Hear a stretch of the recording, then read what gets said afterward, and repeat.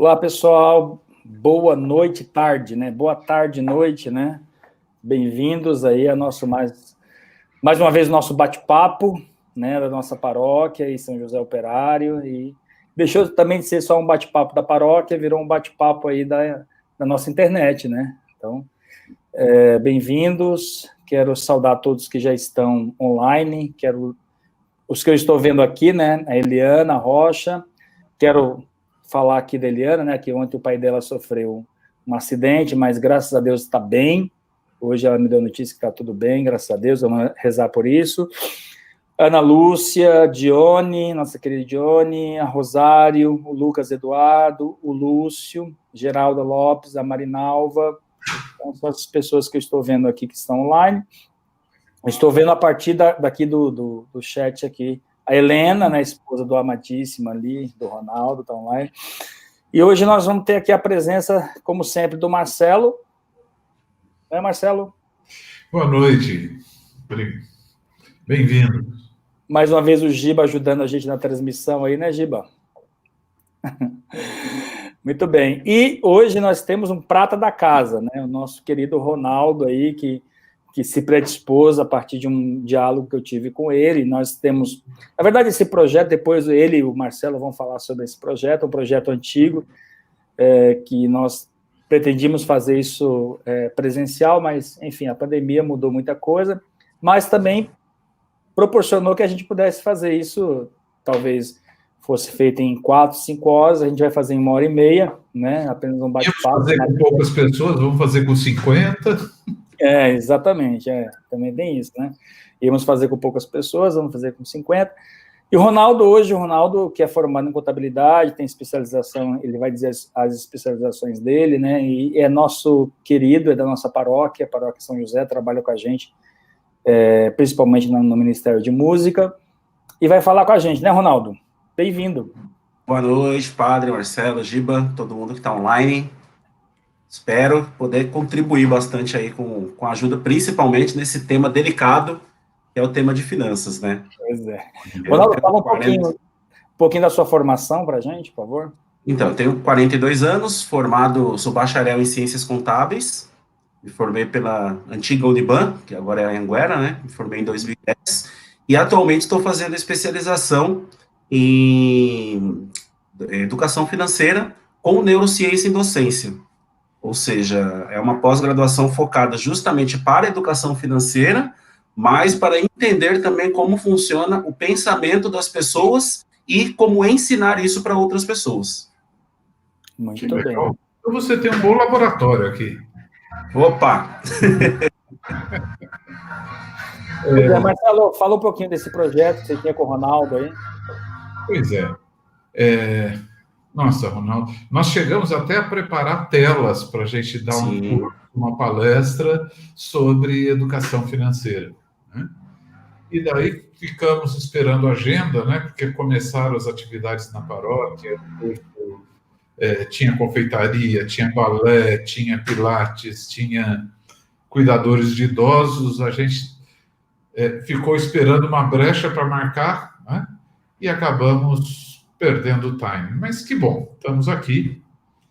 Eu queria só convidar quem está ouvindo, é o seguinte, o tema educação financeira, ou finanças em tempos de crise, normalmente dá um arrepio na alma, né? Que é aquela coisa assim, é justo nisso que eu não quero mexer, né?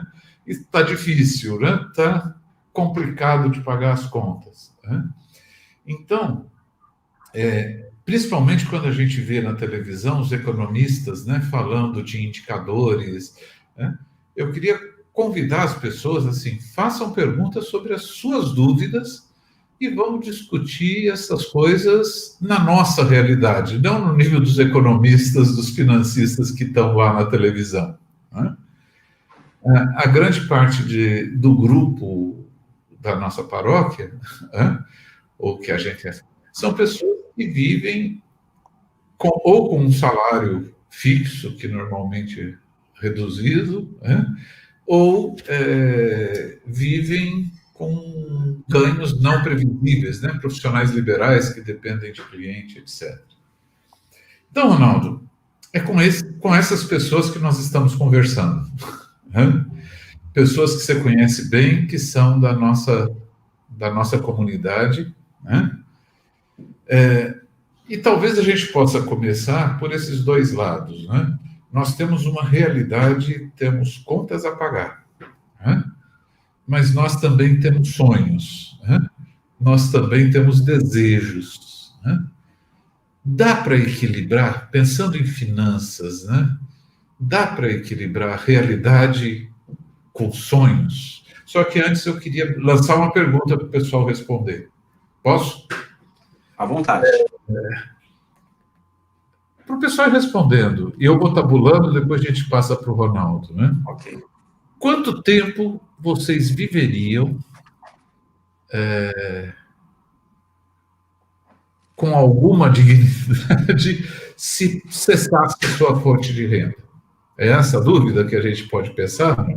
É isso aí. Se você perdesse o emprego, se o trabalho seu ficasse obsoleto, quanto tempo você viveria diante de uma crise, diante de uma pandemia? A gente está vivendo um pouco disso, né? Se você perder a sua fonte de renda. Mas, Ronaldo, voltando à pergunta, enquanto as pessoas comentam e fazem perguntas, né?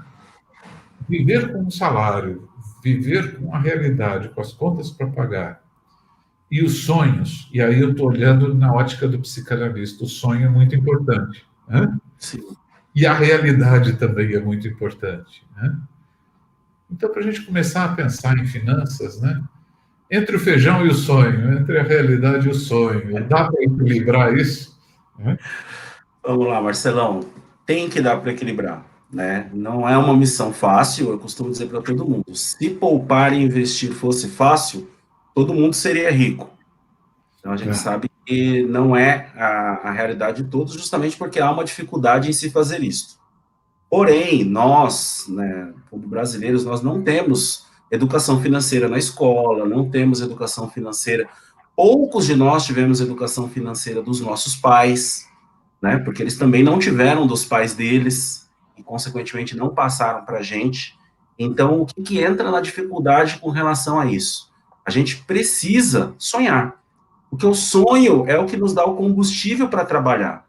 A gente trabalha porque almeja comprar algo, almeja viajar para algum lugar, almeja conhecer alguma coisa, conhecer um lugar diferente, comer num restaurante diferente, enfim, tudo isso é um sonho.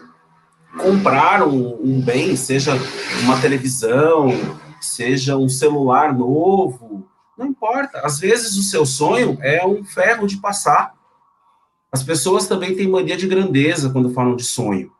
O sonho não precisa você pegar a sua família e levar para a Disney e falar, isso eu nunca vou conseguir porque eu vou gastar 25, 30, 40 mil reais para fazer esse sonho. O seu sonho pode ser um sonho de 100 reais. Pode ser trocar o seu forno de micro-ondas que está com problema. E não tem problema com relação a isso. O sonho é sonho. Qual que é a principal equação que você tem que fazer neste momento? Primeira coisa, a pessoa precisa saber quanto ela ganha. E quando eu digo quanto ela ganha de verdade. Porque nada adianta para quem é assalariado, o seu salário na carteira ser 2 mil reais, mas desconta vale transporte, desconta o INSS, desconta imposto de renda, o líquido é 1.700. Se você fizer a conta com 2 mil, você já está perdendo 300. A sua conta tem que ser feita com o seu salário líquido. Então, você ganha 1.700. Do valor que você ganha, a primeira coisa que você tem que tirar é uma parte para os seus sonhos.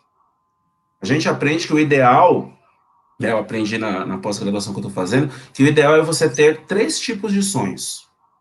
Colocar mesmo no papel esses sonhos. Um sonho de curto prazo, que para nós adultos seria algo que a gente pudesse realizar em até 1 ano.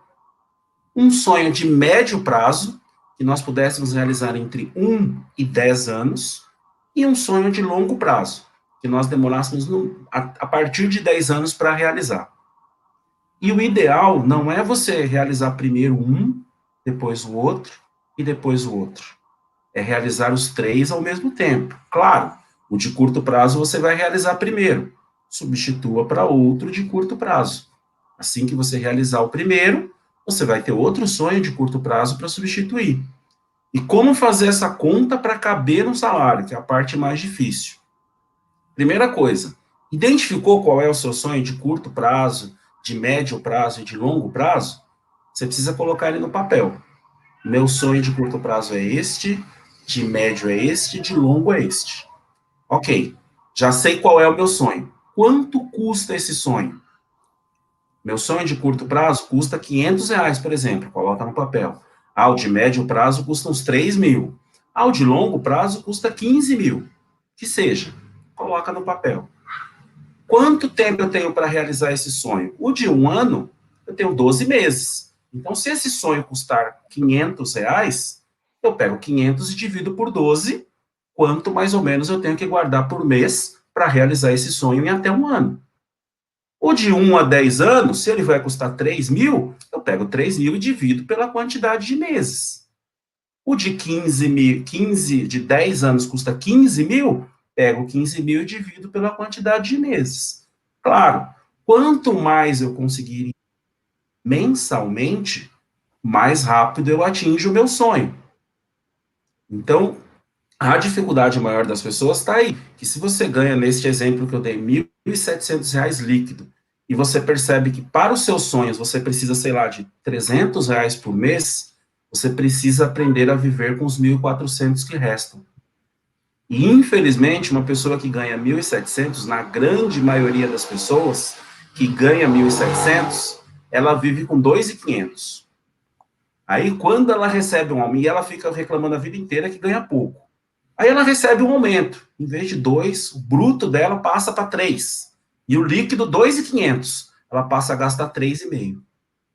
Então, infelizmente, nós, como brasileiros, principalmente, precisamos entender com relação à educação financeira, é que o ideal é que nós sonhemos primeiro e vivamos com o resto. E não paguemos tudo que a gente tem que pagar, se sobrar eu guardo. Porque dessa forma, infelizmente, nunca sobra. Isso é uma grande inversão do que normalmente as pessoas pensam, né? Exatamente. E é legal isso ter sonho.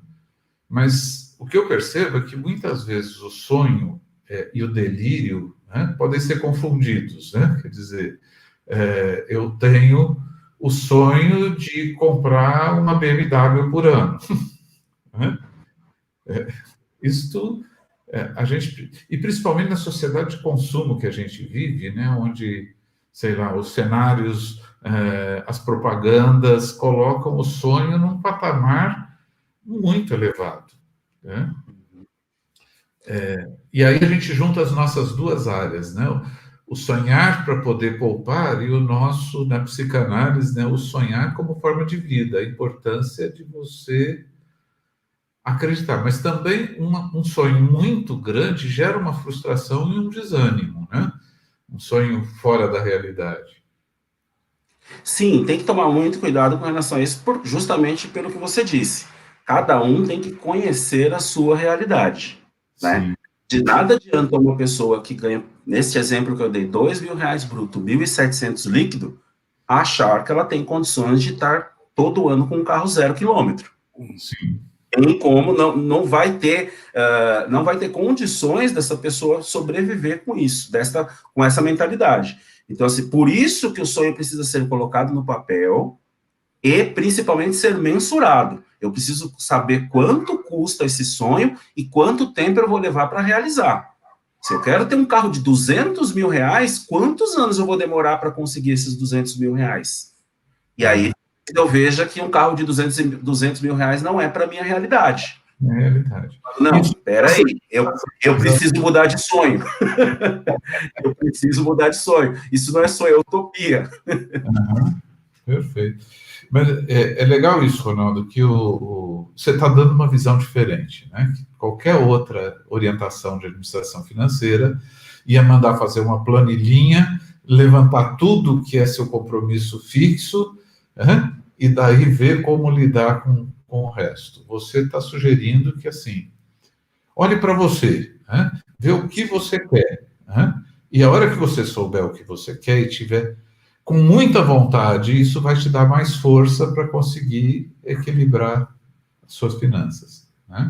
Sim. Que legal. Isso que você está dizendo é o que a gente poderia chamar de reserva? Também. A reserva ela é o princípio para isso. Justamente para você sonhar. Então, como que funciona a tal da reserva estratégica? Alguns youtubers, muita gente chama de reserva fugiu o nome agora, reserva de emergência. É a mesma, só muda o conceito. É que como eu falei para vocês, como eu estou fazendo a pós-graduação, então eu estou também tentando usar os termos que eu estou aprendendo lá, né? Lá, professor, que se a gente chamar de reserva de emergência, emergência é uma coisa ruim. E se a gente ficar falando toda hora, ela vem um dia. Então, julgar o que é emergência, a gente também... Exato, eu não quero ter emergência, eu prefiro ter uma reserva estratégica, como se fosse uma palavra positiva, né? Mas o conceito é o mesmo, é só mesmo questão de mudar uma palavra ou outra. O que seria essa reserva estratégica? Essa reserva estratégica nada mais é do que você ter, pelo menos no caso de um funcionário registrado, CLT, né, que eu acredito que seja a maioria das pessoas que estão assistindo, ela vai ter 6 meses do custo de vida dela guardado em um lugar que ela não vai mexer para comprar uma blusinha, para comprar uma bolsa nova, para comprar um tênis novo, não. É exatamente para um momento estratégico ou emergência.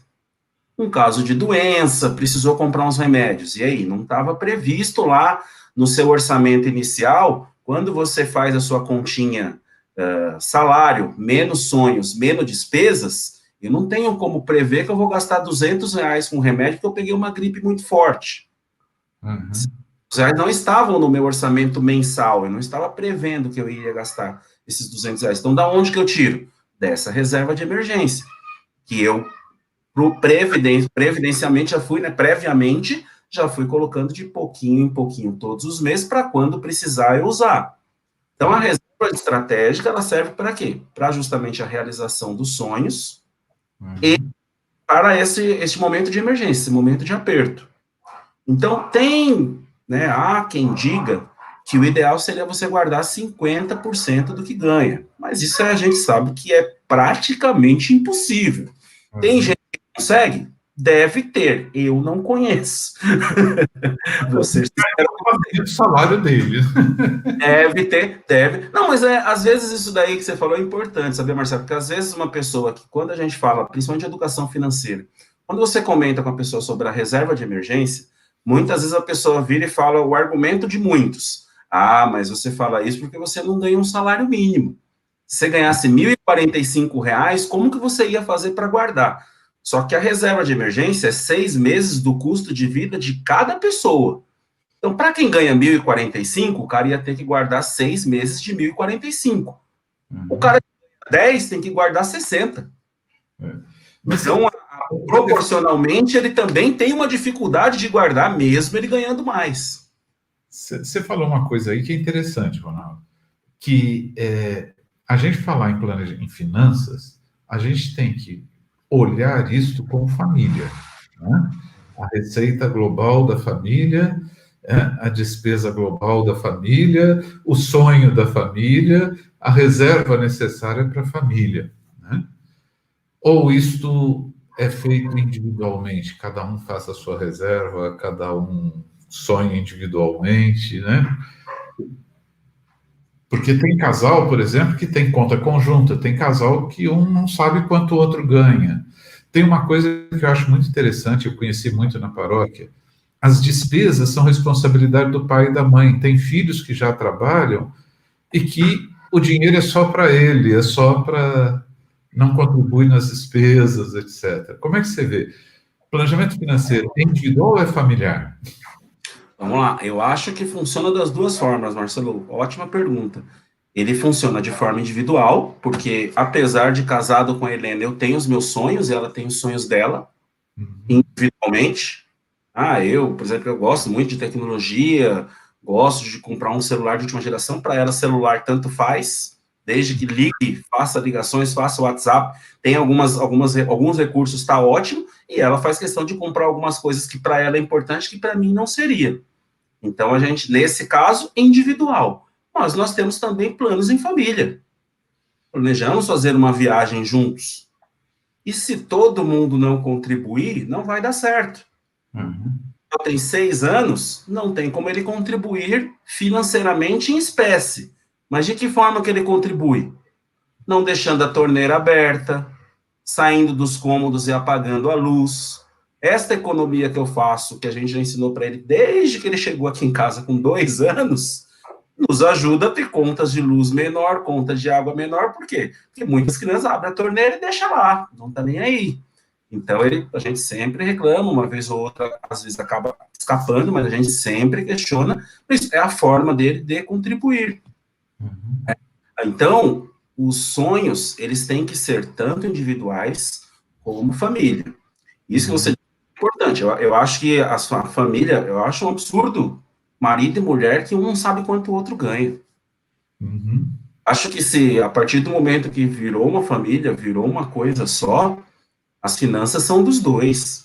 Você pode até dividir as contas para facilitar. Às vezes, normalmente na família, tem alguém que gosta mais de mexer com isso, um gosta mais do que o outro. E aí esse pega tudo para si. Não tem problema. Mas, assim, a divisão, eu também não acho certa. Eu conheço casais que dividem literalmente meio a meio. A conta de luz deu R$ 120, ó, me dá 60 aqui, que é para conta de luz. A partir do momento que casou, acho que não tem isso. Às vezes, ó, esse mês você paga a luz, eu pago a água, você paga o telefone, eu pago a compra, você paga isso, eu pago aquilo. E também a gente não pode esquecer que as pessoas, mesmo sendo família, marido e mulher não necessariamente vão ganhar igual. Uhum. Então, quem ganha mais, a partir do momento que virou uma família, teria a obrigação de contribuir com mais, proporcionalmente. Para mim, é claro isso. Com relação aos filhos, que você falou, eu tenho o meu próprio testemunho, né? Quando eu comecei a trabalhar, peguei o meu primeiro salário e, ó, gastei tudo. Torrei tudo. Peguei o segundo salário, gastei tudo. Quando chegou perto do terceiro salário, dona Raimunda simplesmente chegou e falou, rapazinho, você tá achando que você não vai contribuir com nada em casa, não? Você começou a trabalhar, você tem que contribuir com as contas de casa. E aí, eu comecei a ver a importância que eu também tinha que ajudar em casa. Mas por quê? Porque a minha mãe me falou, porque eu admito que eu, enquanto adolescente, quando eu comecei a trabalhar, achei que aquele dinheiro era só para mim, eu não precisava, não tinha obrigação de contribuir. Então, é importante, sim, a contribuição a partir do momento, principalmente, que o filho começou a trabalhar. Ele, lógico, você vai continuar, o pai e a mãe vai continuar sustentando, mantendo, mas nada impede do filho começar a pagar uma conta de telefone, até para ele dar importância para isso. Ronaldo, a Dolores, né, que é a sua parente, né, ela fez várias perguntas. Eu vou fazer a primeira porque está dentro dessa questão que você está falando dos filhos, né?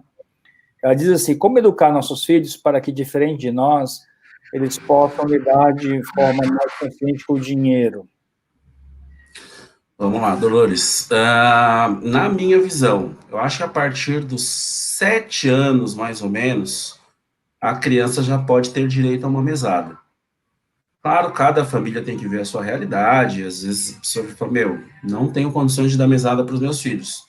Tudo bem, não existe um certo e errado aqui, eu estou dando apenas uma sugestão. Então, por exemplo, por quê? A partir dos 7 anos, a criança já começa a ter uma consciência com relação a dinheiro. Então, como que você vai fazer com relação à mesada? Na verdade, com 7 anos, o ideal é ser semanada. Porque para a criança, um mês demora muito tempo. Então, elas perdem noção de tempo. Então, é melhor você dar uma quantia menor por semana do que já chegar numa criança de 7 anos, por exemplo, e dar R$ 50 para ela. Ela vai achar que está rica, milionária. E aí vai gastar com irresponsabilidade. Então, como que a gente pode começar a educar os nossos filhos? A partir dos 7 anos, começa com uma semanada. Conforme a criança for evoluindo e você for vendo que ela está começando a entender melhor como funciona, evolui para mesada. Como que funciona? Semanada. Um valor todo domingo, por exemplo. Mas nos primeiros meses, principalmente, exija que a criança anote com o que ela gastou o dinheiro e te repasse a prestação de contas no fim da semana. Então, deu, sei lá, R$10, R$5, não vou aqui julgar qual seria um valor ideal, no domingo. Chegou no outro domingo, ó, te dei R$10. Quanto você tem aí, filho? Ah, eu tenho R$2. Ok, com o que você gastou os 8? Ah, gastei 2 com chiclete, 3 com figurinha, não sei o que, enfim. Ele tem que prestar conta dos 8 que ele gastou. Se ele, por um acaso, não tiver prestado, falar, esqueci de anotar alguma coisa, você já chama atenção. Porque você já está, neste momento, começando o processo de educação financeira do seu filho. Para ajudar e incentivar ainda mais, você pode pegar no final do mês, e você já pode, desde pequeno, ensinar os sonhos, que no caso das crianças é um tempo menor do que o que eu falei no começo da nossa live para os adultos. Então, no caso das crianças, nós vamos pensar em 1 mês para curto prazo, a 6 meses para médio prazo, e de 6 meses a 1 ano para longo prazo. Então, esses são os prazos que você vai trabalhar com as crianças. Criança gosta muito de visual. Nós, adultos, já estamos acostumados a trabalhar com banco, com cartão, e a gente sabe que, né, passa o cartão e depois vai ter que pagar. A criança não, ela quer ver a moeda, ela quer ver o papel, ela quer ver as coisas. Então, compra 3 cofrinhos para o seu filho, preferencialmente ou de cores ou de tamanhos diferentes, e deixa claro para ele, ó, de cada R$10 que eu te dou, você, R$1 vai para o curto prazo, 2, sei lá, para o médio prazo, 3 para o longo prazo, e 4 você gasta do jeito que você quiser, por exemplo. Passou a semana, a mesma coisa. E vai incentivando a criança a entender que é importante para que assim que ela pegar os R$10, ela já tem que reservar uma parte para o sonho de curto prazo, uma parte para o médio prazo, uma parte para o longo prazo, e o resto ela pode gastar do jeito que ela quiser, claro, como eu falei no começo, com a supervisão do pai e da mãe. O pai e mãe tem que saber exatamente aonde que gastou aquele dinheiro. E se você quiser incentivar ainda mais o seu filho, para ele já começar a entender como funcionam os juros trabalhando a nosso favor, você pode prometer para o seu filho, olha, se no final do mês você tiver, o quanto você tiver na sua mão, sem contar o que já está reservado para os sonhos. Ó, dos R$4 que você tinha para gastar, gastou 3 numa semana, gastou 3, ó, sobrou R$3. Ó, sobrou R$3, eu vou te dar mais 50 centavos de juros. Você guardou R$3 e não gastou. Ronaldo, você levanta uma coisa interessante, mas vamos pensar a questão do comportamento da educação. Está travando um pouco aí. Que muitas vezes dão a mesada, mas a criança faz birra, ou tem a avó, ou tem a tia. Tadinho, ele queria tanto isso. Eu vejo que tem muito isso da criança achar que o dinheiro é dele para ele fazer o que ele quiser, mas os adultos muitas vezes rompem esse pacto, né? Eu quero, sei lá, comer no McDonald's, né? E muitas vezes tem isso. Peraí, comida você tem aqui em casa ou quando a gente sai junto para comer. Se você quer ir sozinho no McDonald's, é com a sua mesada e você tem que... Porque é muito comum as crianças acharem que o dinheiro vem fácil. Dela é dela, ela gasta no que ela quiser, né? E o resto é só pedir, né? Eu tenho visto alguns casos desses, né? Onde a criança não aprende a questão do outro. Eu acompanhei um caso de, por exemplo, de casal que separou, e os filhos achavam que a pensão era para eles, né? E foi muito difícil a mãe explicar, escuta, a pensão é para pagar a sua comida, a sua habitação, a sua roupa, né? Não é só para você gastar. Você vê aí que houve todo um processo de não educação financeira, né? Que casa custa, energia custa, né? O livro custa, né? E muitas vezes as pessoas não... É o mesmo caso que eu citei, né? Filho que já ganha salário e acha que não deve contribuir em nada, mas continua querendo casa, roupa, comida. Para a gente avançar um pouco nisso daí, né? A questão de educação, a gente tem que pensar no cuidado como falar isso, né? Que muitas vezes a gente fala de educação financeira de uma forma punitiva, né? aquela coisa, gastou agora? Eu acho que você deu um relato legal de explicar, de ensinar a pensar. Né? O dinheiro, se você quer ter aquilo, tem que guardar 2 mesadas. Né? E ensinar a pensar, não aparecer que é castigo. Você gastou, agora você não pode mais nada. Né? Quer dizer, a gente tem que ter muito acolhimento também para ensinar a pensar. Na verdade, Marcelo, duas coisas, em cima ainda desse assunto mesada, para a gente fechar de mesada, uma coisa importante. Se você é pai e você mãe se comprometeu a dar mesada para o seu filho, você tem que ser fiel a cumprir o que você prometeu, primeiro. Então, se for dar R$10 por semana, dê R$10 por semana. Se seu filho tem 7, 8 anos, ele não vai entender você falar, eu vou te dar 50 aqui e você me devolve 40. Ele é uma criança ainda. Arrume um jeito de ter os R$10 trocado e cumpra o seu compromisso de dar os R$10 na semana. Agora, se ele gastou o dinheiro todo na segunda, não dê mais dinheiro para ele na terça-feira. Ah, mas você pode me adiantar o do domingo que vem? Não. Se você gastou segunda, o combinado é R$10 no domingo. No próximo domingo eu te dou mais R$10. Por quê? Porque quem antecipa coisas para a gente é um ser gigante que tem bilhões de dinheiro, bilhões de reais, e ainda pegam o nosso com os juros. Porque quem antecipa dinheiro para a gente se chama cheque especial. E a partir do momento que você começa a antecipar mesada para o seu filho, você está ensinando ele que quando ele tiver adulto e ele não tiver dinheiro para comprar alguma coisa, ele vai poder pegar emprestado. Sim. Com outra pessoa. E aí vai acontecer a mesma coisa. E a outra coisa, parte do que você falou também, importante com relação à mesada não é nem prêmio e nem castigo. Se você se comprometeu de dar os R$10 para o seu filho por semana, a mesada é um instrumento de educação financeira.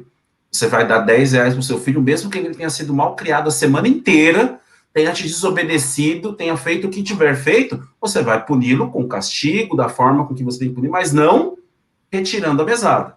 Sim. Da mesma forma, você não pode aumentar a mesada porque ele tirou nota boa. Uhum. Então, assim, não pode esquecer que a mesada, neste exemplo que eu estou dando, nessa sugestão que eu estou dando para vocês, é para ser utilizada como um instrumento de educação financeira.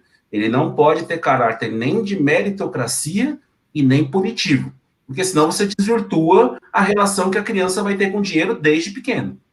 E a gente, justamente como você falou, tentando distorcer o que nós aprendemos, mudar a chavinha no nosso cérebro e aprender que é importante eu pensar primeiro em mim e depois nos outros. Sonhar primeiro e pago o resto depois. E o outro lado, né, que acontece muito. Estou sem dinheiro, empresta sua nota de R$2. Devolve, pelo amor, né? Eu acho que essa coisa assim. E de preferência com juros. Para justamente a criança entender, falar, poxa, eu dei R$2 pro meu pai.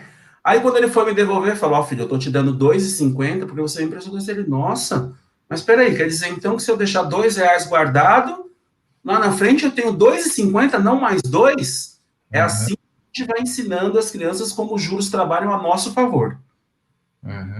Perfeito. Legal. Agora, não sei se está ok, o Padre Guilherme está acompanhando as perguntas, né? Estou acompanhando aqui a conversa, né? E tem algumas coisas que eu assim, concordo, outras eu discordo, né? Por exemplo, a questão da criança, a questão da educação da criança, como 1 mais 1 igual a 2, né? Mas eu estou puxando do meu lado, do lado da psicanálise, do entendimento enquanto mente da criança, né? Eu acho muito bacana a ideia do Ronaldo, bem bacana mesmo, eu concordo com ele que tem que se educar desde pequenininho. Mas eu acho que a gente esbarra numa coisa chamada concretude. A criança ela é concreta. Ela não tem sonhos a longo prazo e nem a médio prazo. A criança tem um sonho de agora. Né? Por exemplo, você pega uma criança que ela tem... Estou falando disso a partir da teoria, não a partir da prática. Acho que vocês que são pais têm mais a prática do que eu, né? Mas, assim, a partir da teoria, a criança ela não tem sonhos a longo prazo. Ela quer comprar o chiclete agora. Ela quer ir na cantina da escola e comprar o lanche agora, né? E por quê? Porque a longo prazo é algo que não existe na mente da criança ainda, porque para ela é o presente, é o agora, é o neste momento. Por isso que ela é birrenta, né? Ela é birrenta porque é o neste momento. Claro que aí entra o pai e a mãe, suficientemente bom, como o Ronaldo, por exemplo, imagina, né? Que vai dizer para a criança, olha, não tem só agora, amanhã você vai para a escola, amanhã você vai voltar, amanhã você tem que gastar, amanhã... Então, ou seja, estou dizendo isso porque, às vezes, devem ter pais que estão nos escutando, né, e nos ouvindo, e que devem ter essa dificuldade de lidar com a criança, que a criança não pensa no amanhã, ela pensa que tudo é hoje, não é? Você fala para a criança assim, nós vamos para a praia, daqui a 15 dias, quando sair de férias. Pai, a praia é hoje? Não é? É hoje, né? Né? Você vai, não é verdade? Você vai pegar, aí você pega a estrada que demora 5 horas, né? Tá chegando? Tá chegando? Já chegou? Já chegou, né? Por quê? Porque para a criança é agora.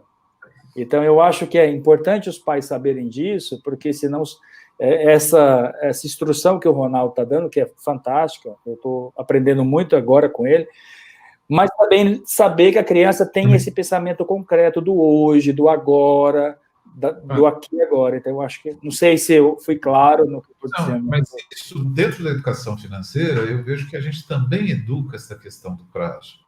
Não é porque eu quero a bicicleta hoje que se pode comprar a bicicleta hoje, né? Então, a gente pode sonhar junto com a criança. Então, nós vamos comprar, sei lá, no Natal, né?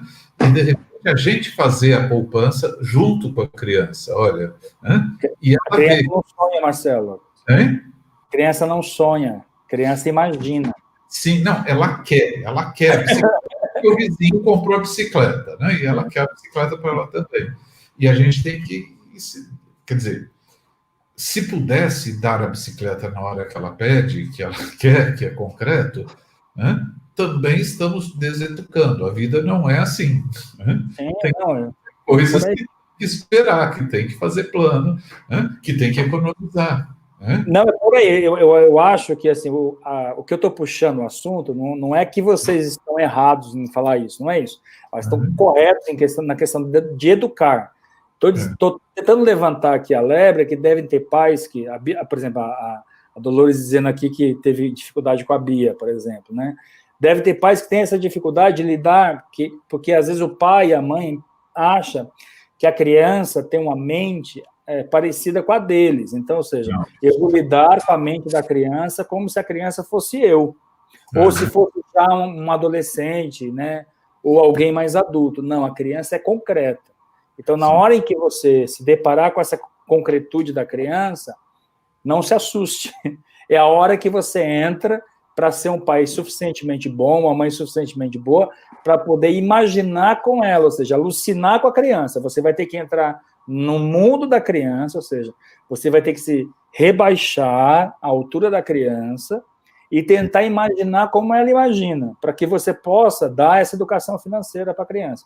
Porque se você entrar como um adulto no mundo da criança, não vai fazer sentido para ela. De jeito nenhum. Você vai estar dando murro em ponta de faca e você não vai conseguir atingir o objetivo que você quer. Então, ou seja, imaginar é loucura isso. Você tem que reduzir o estado mental da criança, ou seja, vai ter que ir lá... Não, reduzir a idade mental do adulto para a idade da criança. Sim, não exatamente. É mental da criança. Não, você vai ter que reduzir a sua idade mental para poder tentar ver com o seu filho. Se você quiser educar e ser um pai, como o Ronaldo está dizendo aí, né? Olha aqui a Paula, que é a esposa do Giba, dizendo: aqui em casa, usamos o cofrinho para comprar o presente no Dia das Crianças. Milena sabe que só pode escolher o presente com o valor do cofrinho. Se for mais caro, ele escolhe outro. Mas Milena já tem quantos anos, Giba? 5. Então, ou seja, ela e o Mikael já são crianças que estão entrando em outra fase. Por exemplo, você pega um Cauã, por exemplo, que é o filho do antes, da Dolores, que é mais pequenininho, né? Ele é mais concreto ainda. Essas crianças que já estão chegando perto dos 7 anos, que é o que o Ronaldo disse, elas já são capazes de pensar no amanhã, e aí já é diferente. Por isso que a igreja diz que a criança com 7 anos, ela entra na idade da razão, Por isso que a criança pode fazer primeira comunhão depois dos 7 anos, ela não pode ser batizada, por exemplo, já como bebê, depois dos 7 anos, porque para a igreja entende que os 7 anos é a idade da razão, ou seja, é quando ela consegue simbolizar, ou seja, aí ela já consegue sonhar, aí ela já consegue, talvez, viver no futuro, talvez, depende da criança. Não sei se atrapalhei a conversa do Ronaldo aí, mas eu queria... Não, tudo bem. Ô, padre, não, a sua posição foi importante, mas justamente entrou no detalhe da idade. É isso. Eu sugeri a mesada a partir dos 7 anos, porque realmente de 7 para baixo, não tem conversa. A noção de dinheiro é aquela brincadeira que a gente sempre faz, né? Se você pegar uma nota de R$100 e uma moeda de R$1, a criança quer a moeda, porque a moeda é mais interessante do que o papel. Não tem noção ainda de quanto vale aquilo, né? Então, realmente, para baixo de 7 anos, nem vale a pena pensar em mesada. Aí realmente não tem que fazer. Aí não entra a parte da educação financeira, como o senhor falou, entra a parte da educação mesmo, né? A criança que quer aquela bolacha e você falar que não tem dinheiro, que não vai comprar porque já tem em casa, e ela não fazer birra no supermercado. Ela simplesmente entender que não é não, porque aquela hora não era a hora de comprar bolacha e acabou. Verdade. Tá certo. O que vale colocar, eu acho que isso é interessante. Isso foi uma coisa que eu fiz, né? Mas acho que a Dolores até pode ajudar a gente aí, que ela é educadora, né? No nosso tempo, quer dizer, no meu tempo, se alfabetizava a criança, inclusive a partir dos 7 anos, né? Até 7 anos, a criança tinha que brincar, né? E no mundo de hoje, a gente percebe que a criança, para entrar no primeiro grau, ela já tem que estar alfabetizada. Nós estamos tem mais primeiro grau, Marcelo, eu queria te contar uma coisa, não tem mais primeiro grau, tá? É ensino fundamental. Ensino fundamental. Não, no meu tempo era grupo, tá? Não era bem. Me decepcionei, desculpa. A gente começava a aprender. E eu vejo que hoje, a pré-escola, tudo que se faz, as crianças com 2, 3 anos já estão aprendendo e sendo exigidas. E é engraçado que tem uma associação até biológica para isso. Se dizia que a fase de passar do pensamento concreto para o pensamento abstrato se dava a partir da troca dos dentes, né?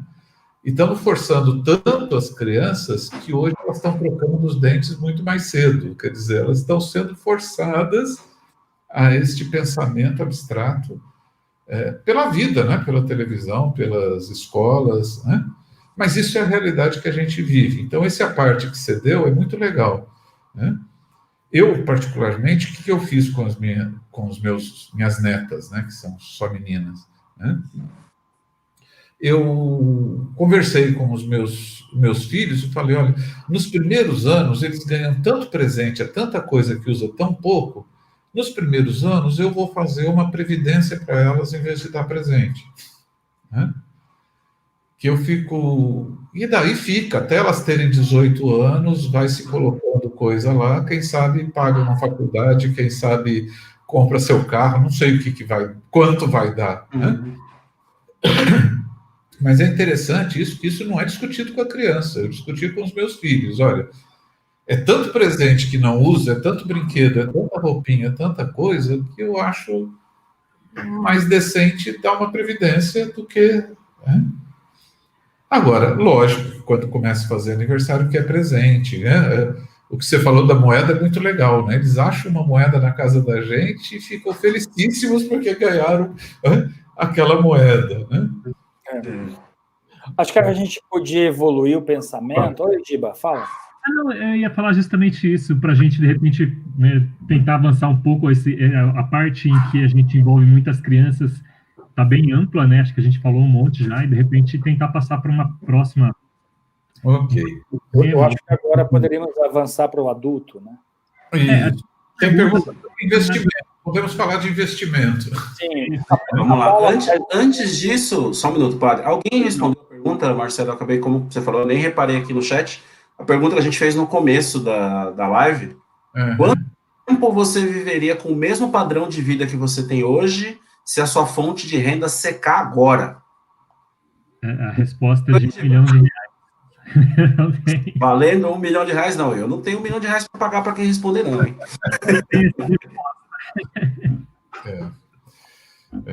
Não temos resposta ainda, mas reforçamos a pergunta.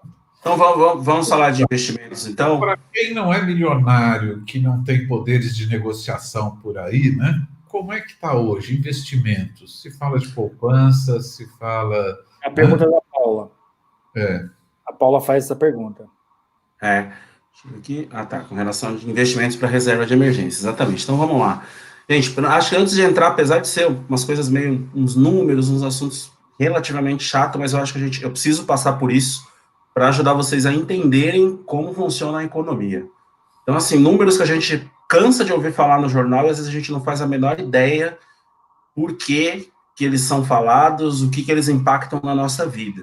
Então, acho que todo mundo já ouviu falar muito da taxa Selic, né? A taxa Selic é a chamada taxa mãe da economia, a taxa que regula a economia brasileira. E hoje ela está em 2% ao ano. Tá? Então, a taxa Selic hoje ela está em 2% ao ano. A nossa inflação nos últimos 12 meses, acumulada, está em 2,3% ao ano. Inflação, para quem não sabe, é o aumento generalizado dos preços. Então, esse é um assunto muito delicado, por quê? Porque a inflação divulgada é a inflação média, onde considera tudo que foi consumido por todo mundo no país inteiro.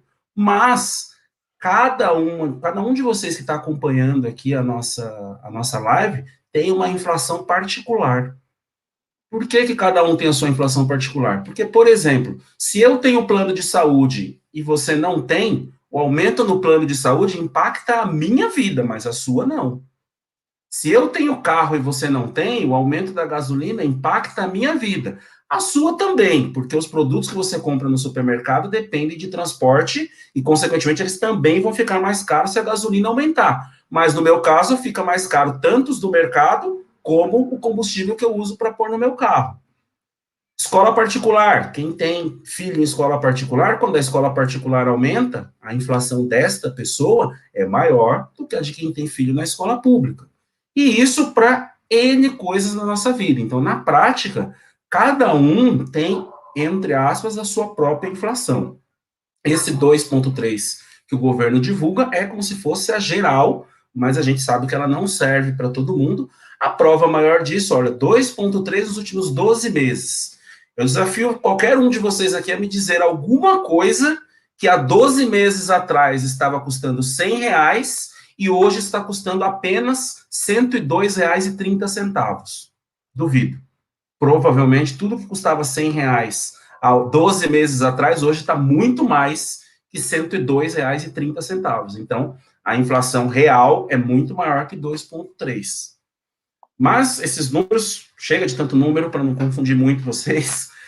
O importante saber com relação à poupança, que nem a Paula está citando aqui a poupança. A caderneta de poupança, ela mudou a regra de 2012 para cá, de maio de 2012 para cá. E aí ela passou a ter uma regra onde ela, quando a Selic está abaixo de 8,5%, e hoje ela está em 2%, ou seja, está bem abaixo disso, a poupança rende ao ano apenas 70% da Selic. Então, quer dizer que se a Selic está 2%, a poupança está rendendo aproximadamente 1,3% ao ano. E se a poupança rende 1,3% e a inflação está 2,3%, eu queria dizer para todos vocês que estão me assistindo que quem tem dinheiro na poupança está perdendo dinheiro. Não fisicamente. Porque se você põe 1.000 no ano, no final do ano você vai ter um pouco mais de 1.000. Mas você vai ter perdido o poder de compra por causa da inflação.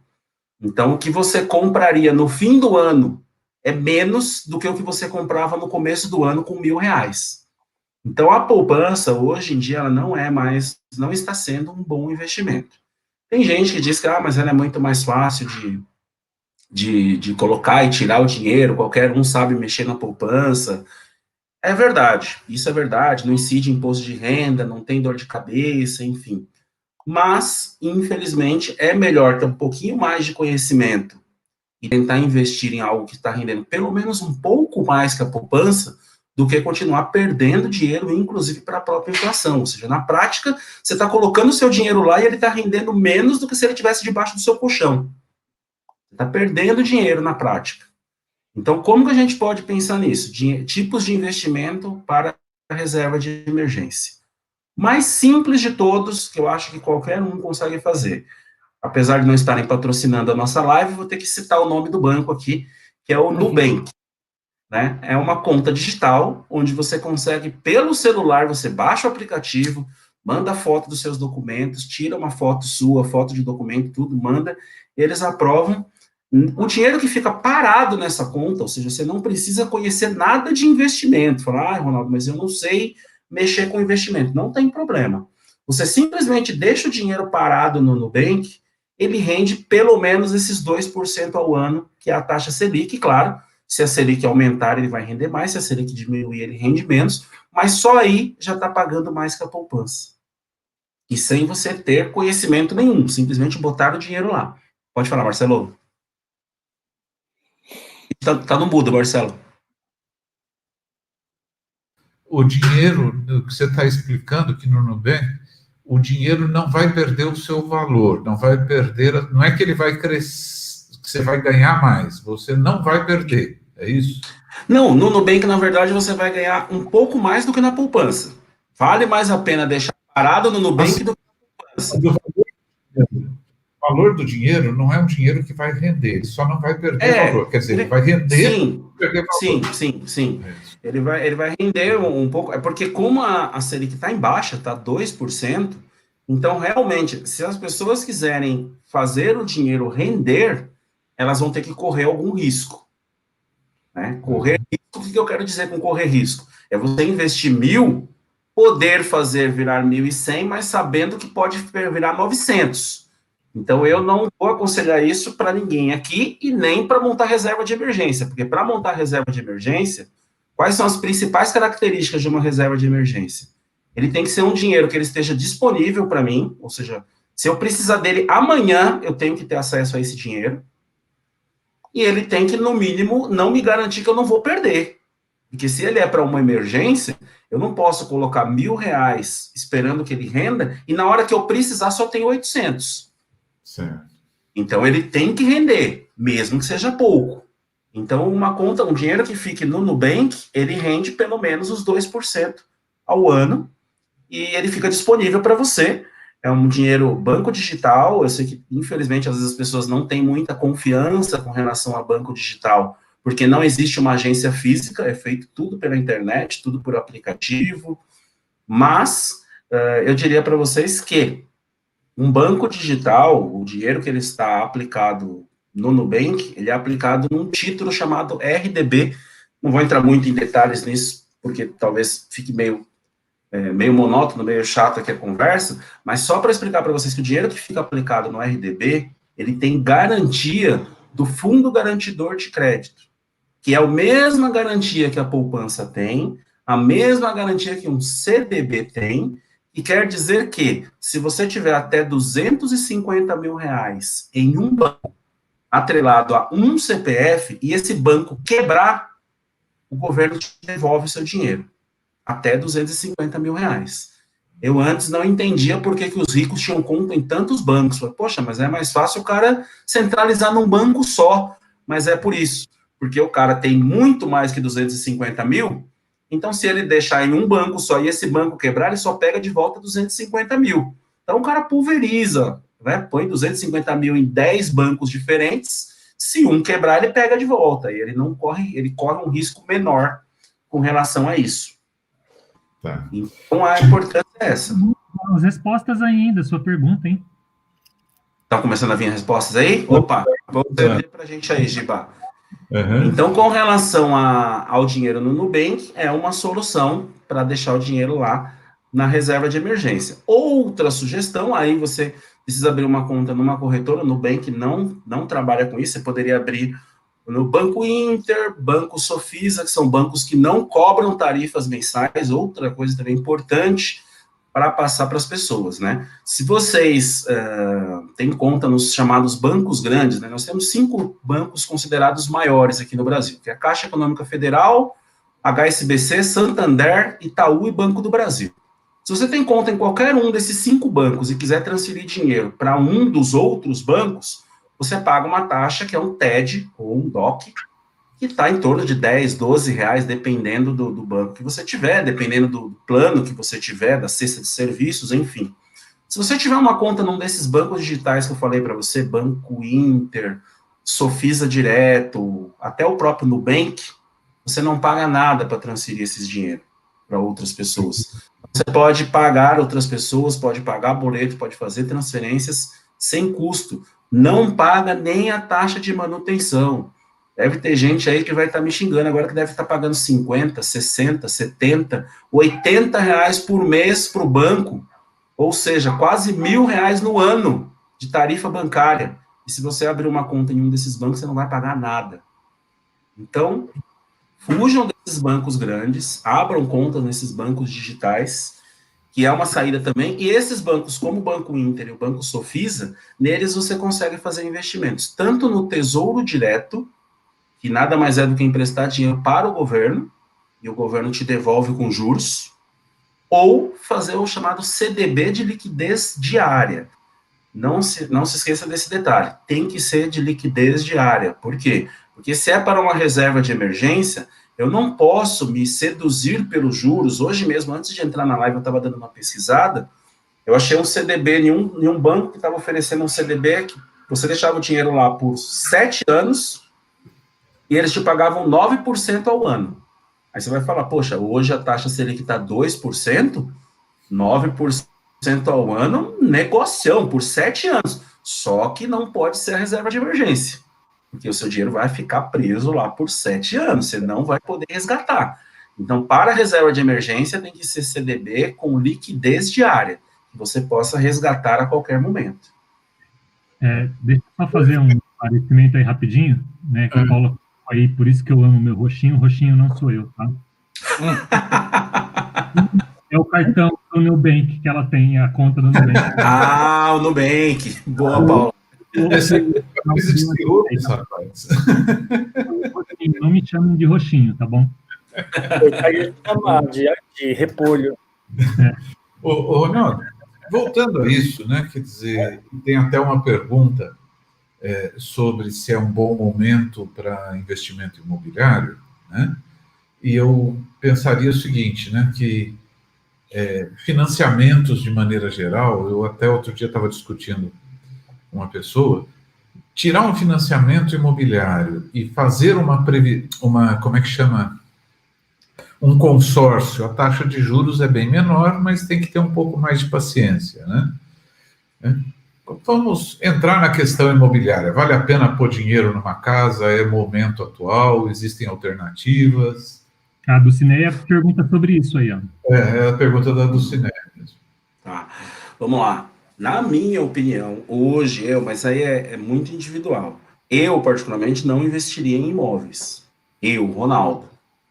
Porque eu acho que o investimento em imóvel é um investimento longo, né? Eu estou entendendo aí que ela está falando no sentido de imóveis para aluguel, né? Não para morar, para moradia. Para moradia, sim. Para moradia, eu sempre digo, entra no começo da nossa conversa, com relação a sonho. Se o sonho da pessoa, a pessoa mora de aluguel e ela tem o sonho de ter a casa própria, ela trabalha e lute e compre a casa própria dela. Não tem nada de errado com relação a isso. Agora, se você vai pensando em imóvel para efeito de renda, né? Um imóvel, comprar mais um imóvel para alugar, qual que é a conta que eu faço mais ou menos por cima? Vamos supor quanto você gastaria para comprar um imóvel, sei lá, 200 mil reais, 100 mil reais, 150 mil reais, dependendo, porque imóvel é muito variado, né? Depende de localização, se tem terminal de ônibus, metrô, enfim, mas vamos chutar aqui 150 mil reais, um valor relativamente baixo, acho que não achamos imóveis de 150 mil, mas vamos pensar em 150 mil para o número não ficar muito grande. Você pensa em 150 mil reais, se você financiar um imóvel em 30 anos, para você conseguir pagar esses 150 mil reais, provavelmente você vai pagar quase 300 mil. E por quanto você consegue alugar um imóvel de 150 mil reais? Normalmente o mercado paga de 3% a 4%, quando muito, do valor do imóvel no aluguel. 3% de 150 mil, se eu não estou enganado, quanto? 1%, 1.500? 4.500 reais? Eu estou exagerando, eu estou errando na conta. Vou fazer aqui rapidinho. acima de 150 mil, 3%, isso. R$4.500. Na verdade, eu falei errado, é 0,3% é o que normalmente se paga em cima do valor do imóvel, não 3%. 0,3%. Então, no imóvel de 150 mil, 0,3% é R$450. Quanto tempo você vai demorar para recuperar R$300 mil no aluguel de um imóvel? Com as pessoas pagando R$450 por mês.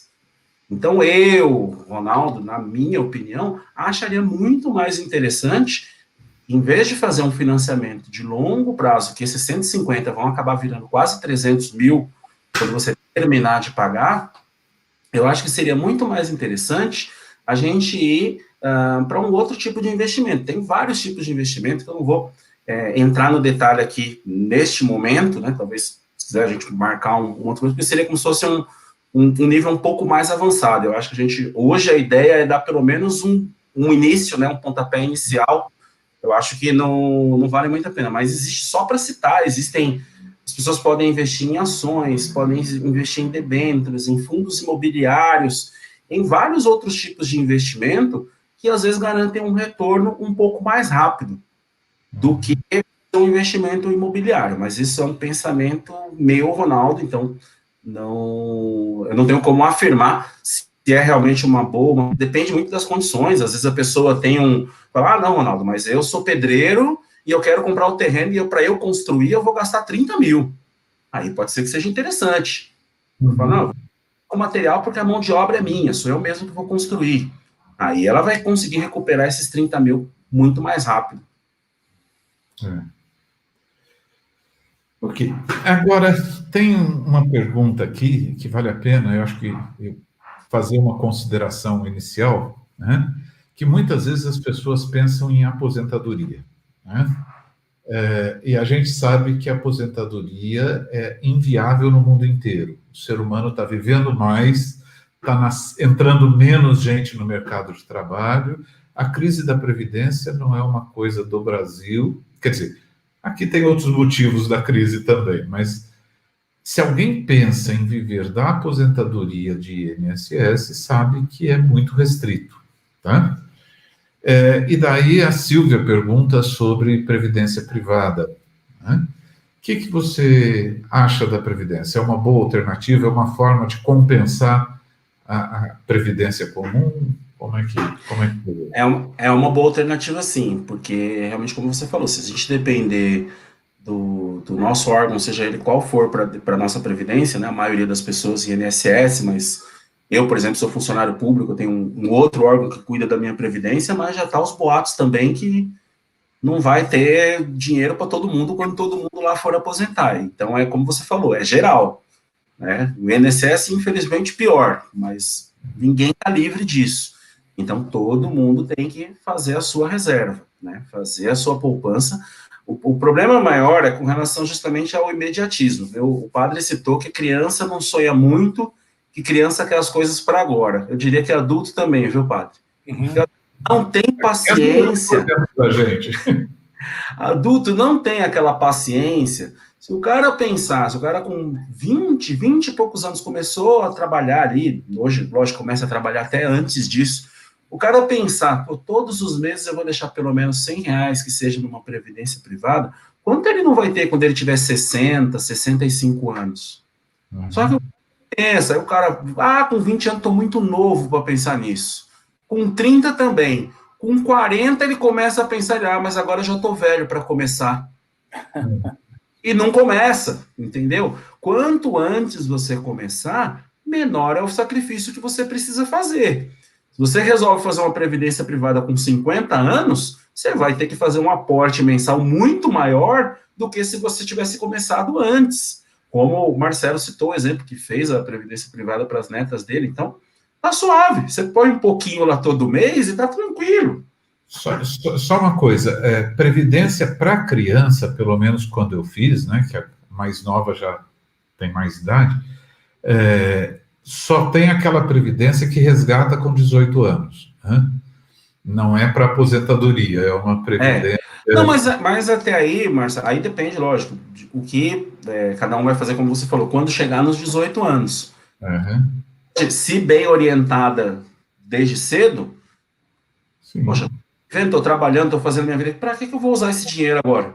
Abre uma outra previdência de Já adulto. fazer aportar uma de adulto, exatamente, e aí dá continuidade, já com um aporte inicial considerável, em vez de começar com 18. Uhum. Então, previdência privada é uma boa, só precisa tomar cuidado com uma coisa, Silvia. Previdência privada tem vários tipos de previdência privada, então tem que estudar, porque tem previdências privadas que são atreladas às ações, por exemplo, da Bolsa de Valores. Então, se a Bolsa de Valores cai, o rendimento lá da sua previdência privada vai ser menor. Tem previdência privada que é atrelada à renda fixa, que é, por exemplo, a Selic aí que está 2%, vai render mais ou menos 2%. Como é algo para longo prazo, eu sempre sugiro que não corra muitos riscos. Ações, tipo de investimento com maior grau de risco que tenha, acho que só perde para criptomoeda.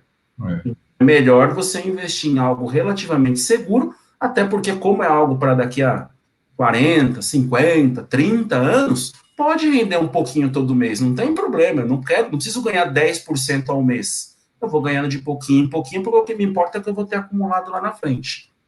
E vale alertar, né, que existem tipos de previdências diferentes, uma que parece que rende mais, mas que depois o imposto de renda é pesado, né?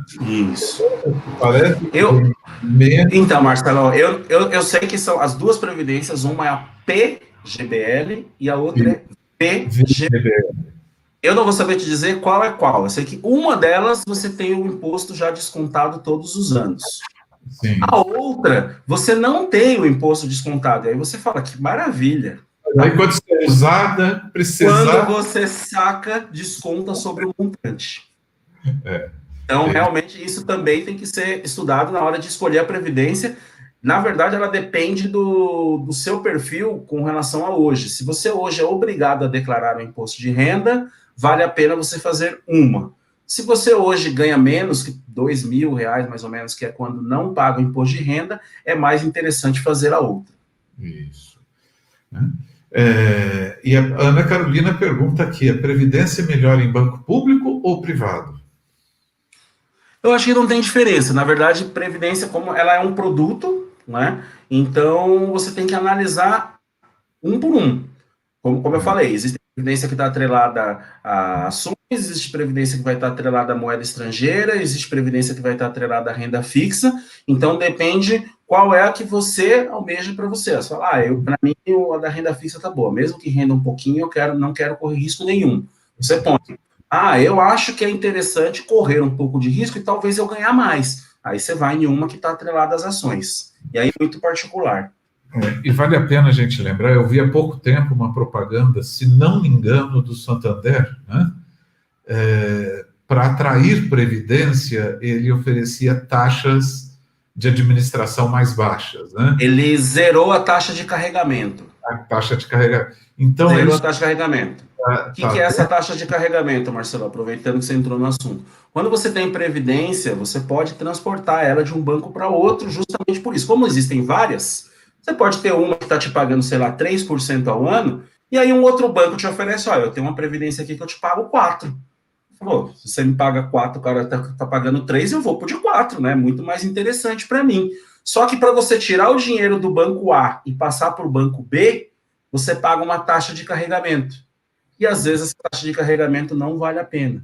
Não vale a pena. O que o Santander fez para atrair cliente? Falou, zerei a taxa de carregamento. Então vocês podem trazer os recursos para cá, que a gente não cobra nada, justamente para atrair clientes. É isso mesmo. Perfeito. A gente fala isso. Fala um pouco de consórcio, né? Que a gente tinha começado a falar de. É verdade. Acabei não passando por consórcio. Consórcio, eu particularmente também não acho um bom tipo de investimento.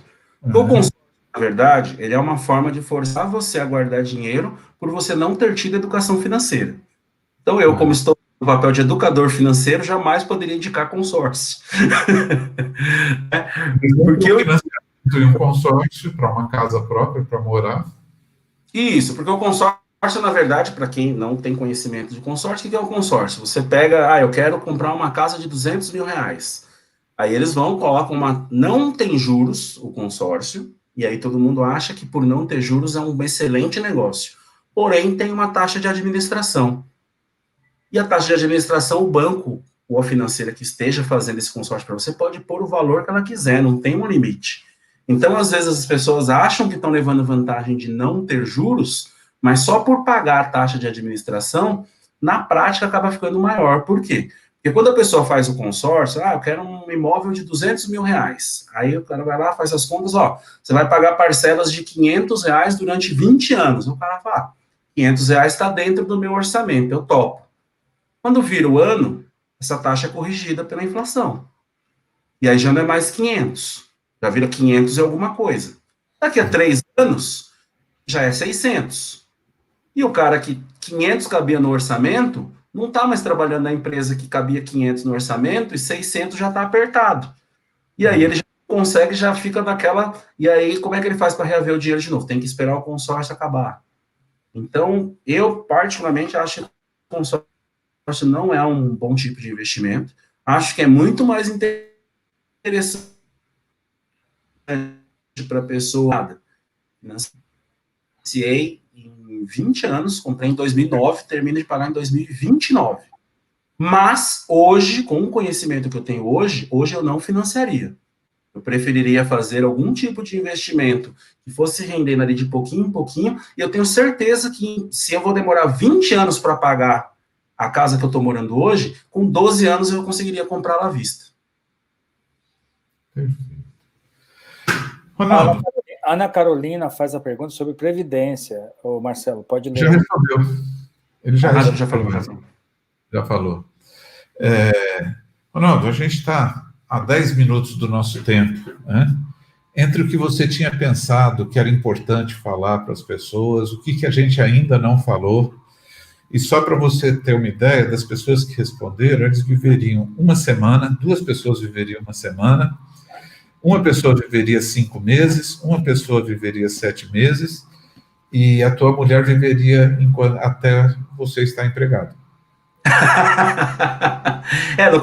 No caso dela, ela tem uma grande vantagem, né? Como eu sou funcionário público, eu não tenho como ficar desempregado, né? Então, ela digamos que está numa situação vantajosa nessa pergunta, né? Mas o que você tinha planejado falar que ainda não falou para a gente aproveitar o nosso tempo?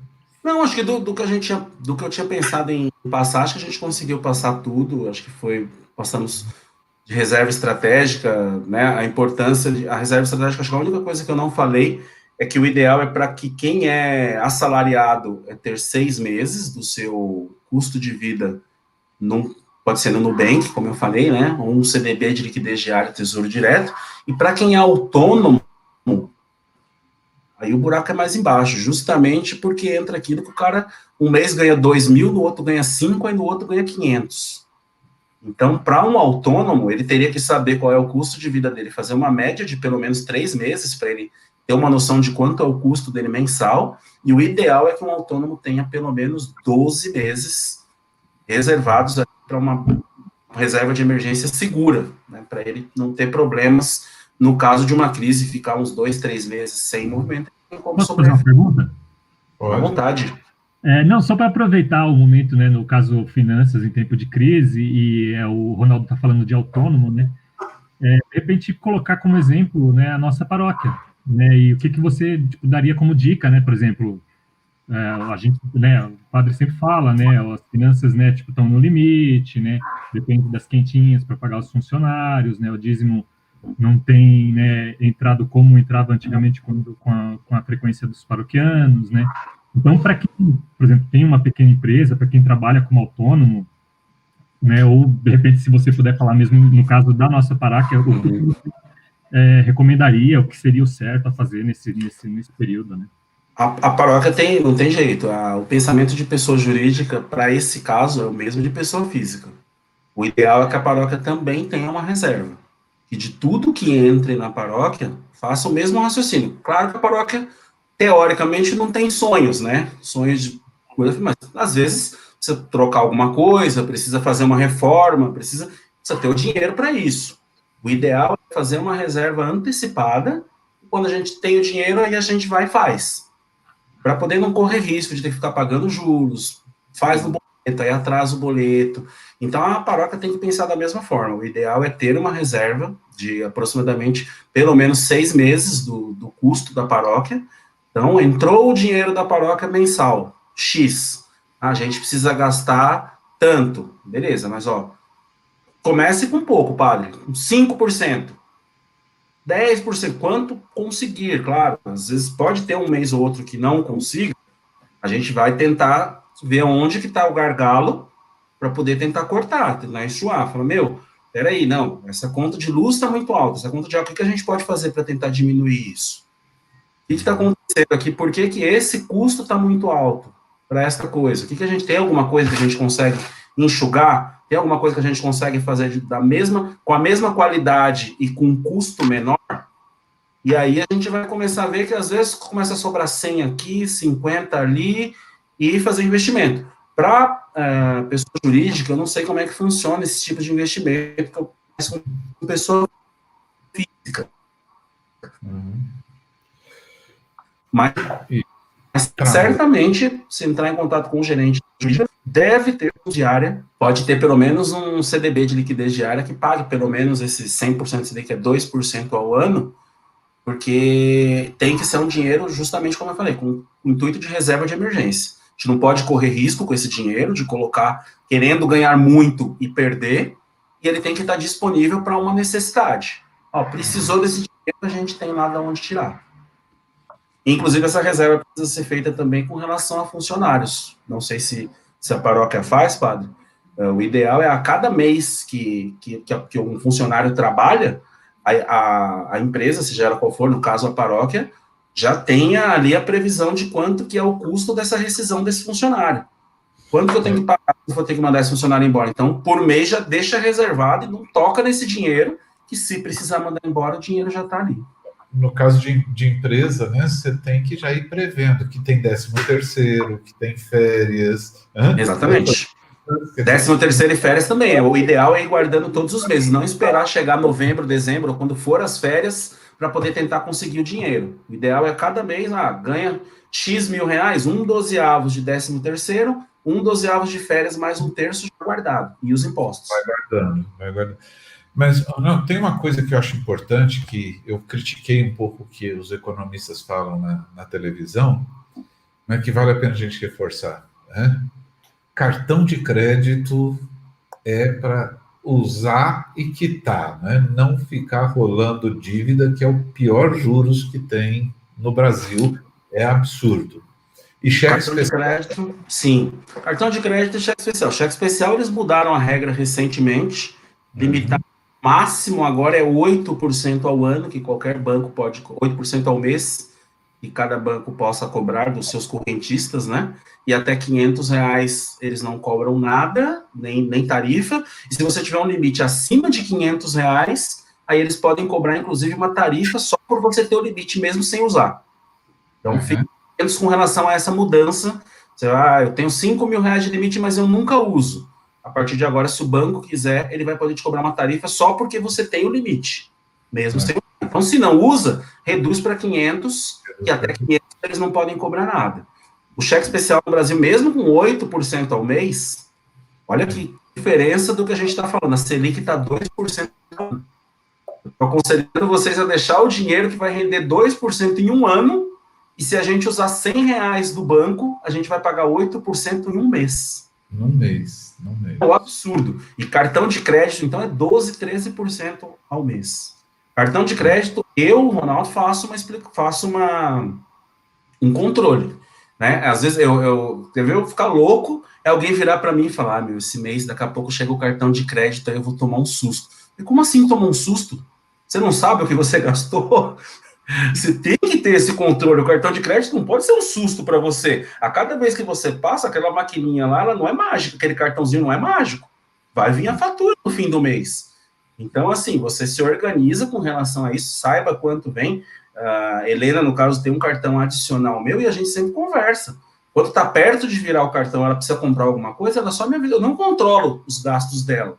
Mas ela sempre me avisa, ela fala, estou querendo comprar tal coisa, como é que tá o cartão? Aí eu olho e falo, pode comprar, dá para comprar. Eu falo, dá para esperar até a semana que vem? Porque a semana que vem já vira o cartão. Ela, não, tudo bem, eu espero. Passou uma semana, ela compra e está tudo certo, vai cair na outra fatura e não estamos, ninguém está apertado com o cartão. Não pague mínimo do cartão, pelo amor de Deus.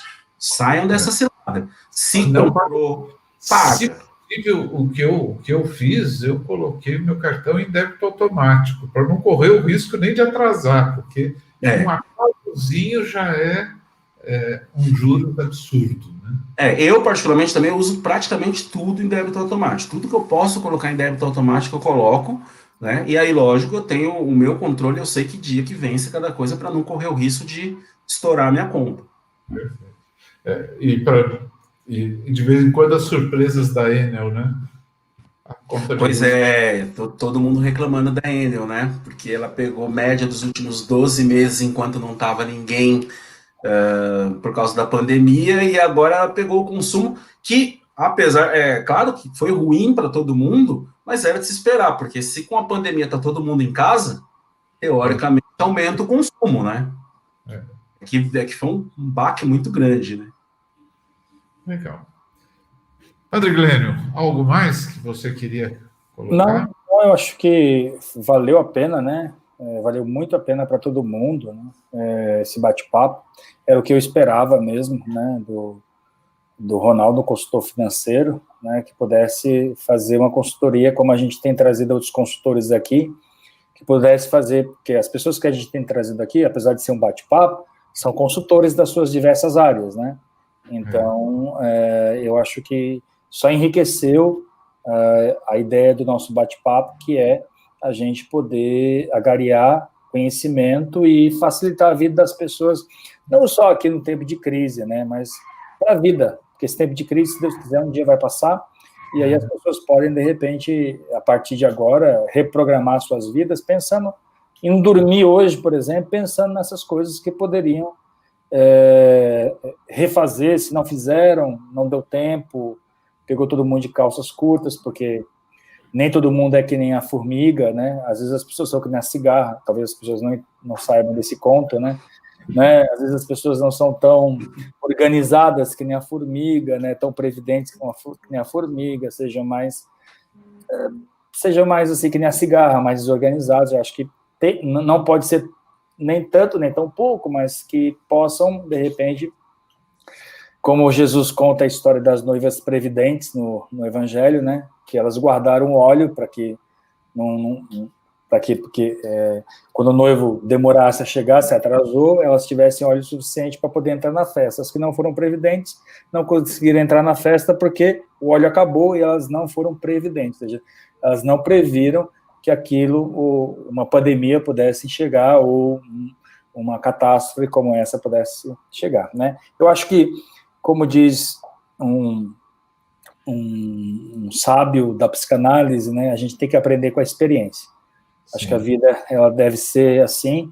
Eu acho que quem não aprendeu com a experiência, com essa experiência de crise que nós estamos vivendo, talvez não aprenda nunca mais, porque essa veio justamente para poder ensinar a gente a viver melhor, né?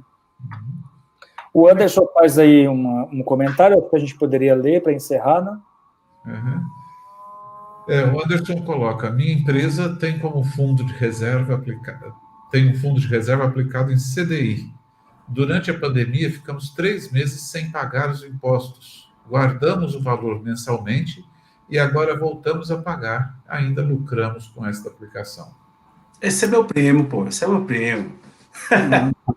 Ele deixou o governo deu esse benefício para algumas empresas, né? Não cobrou impostos por alguns meses.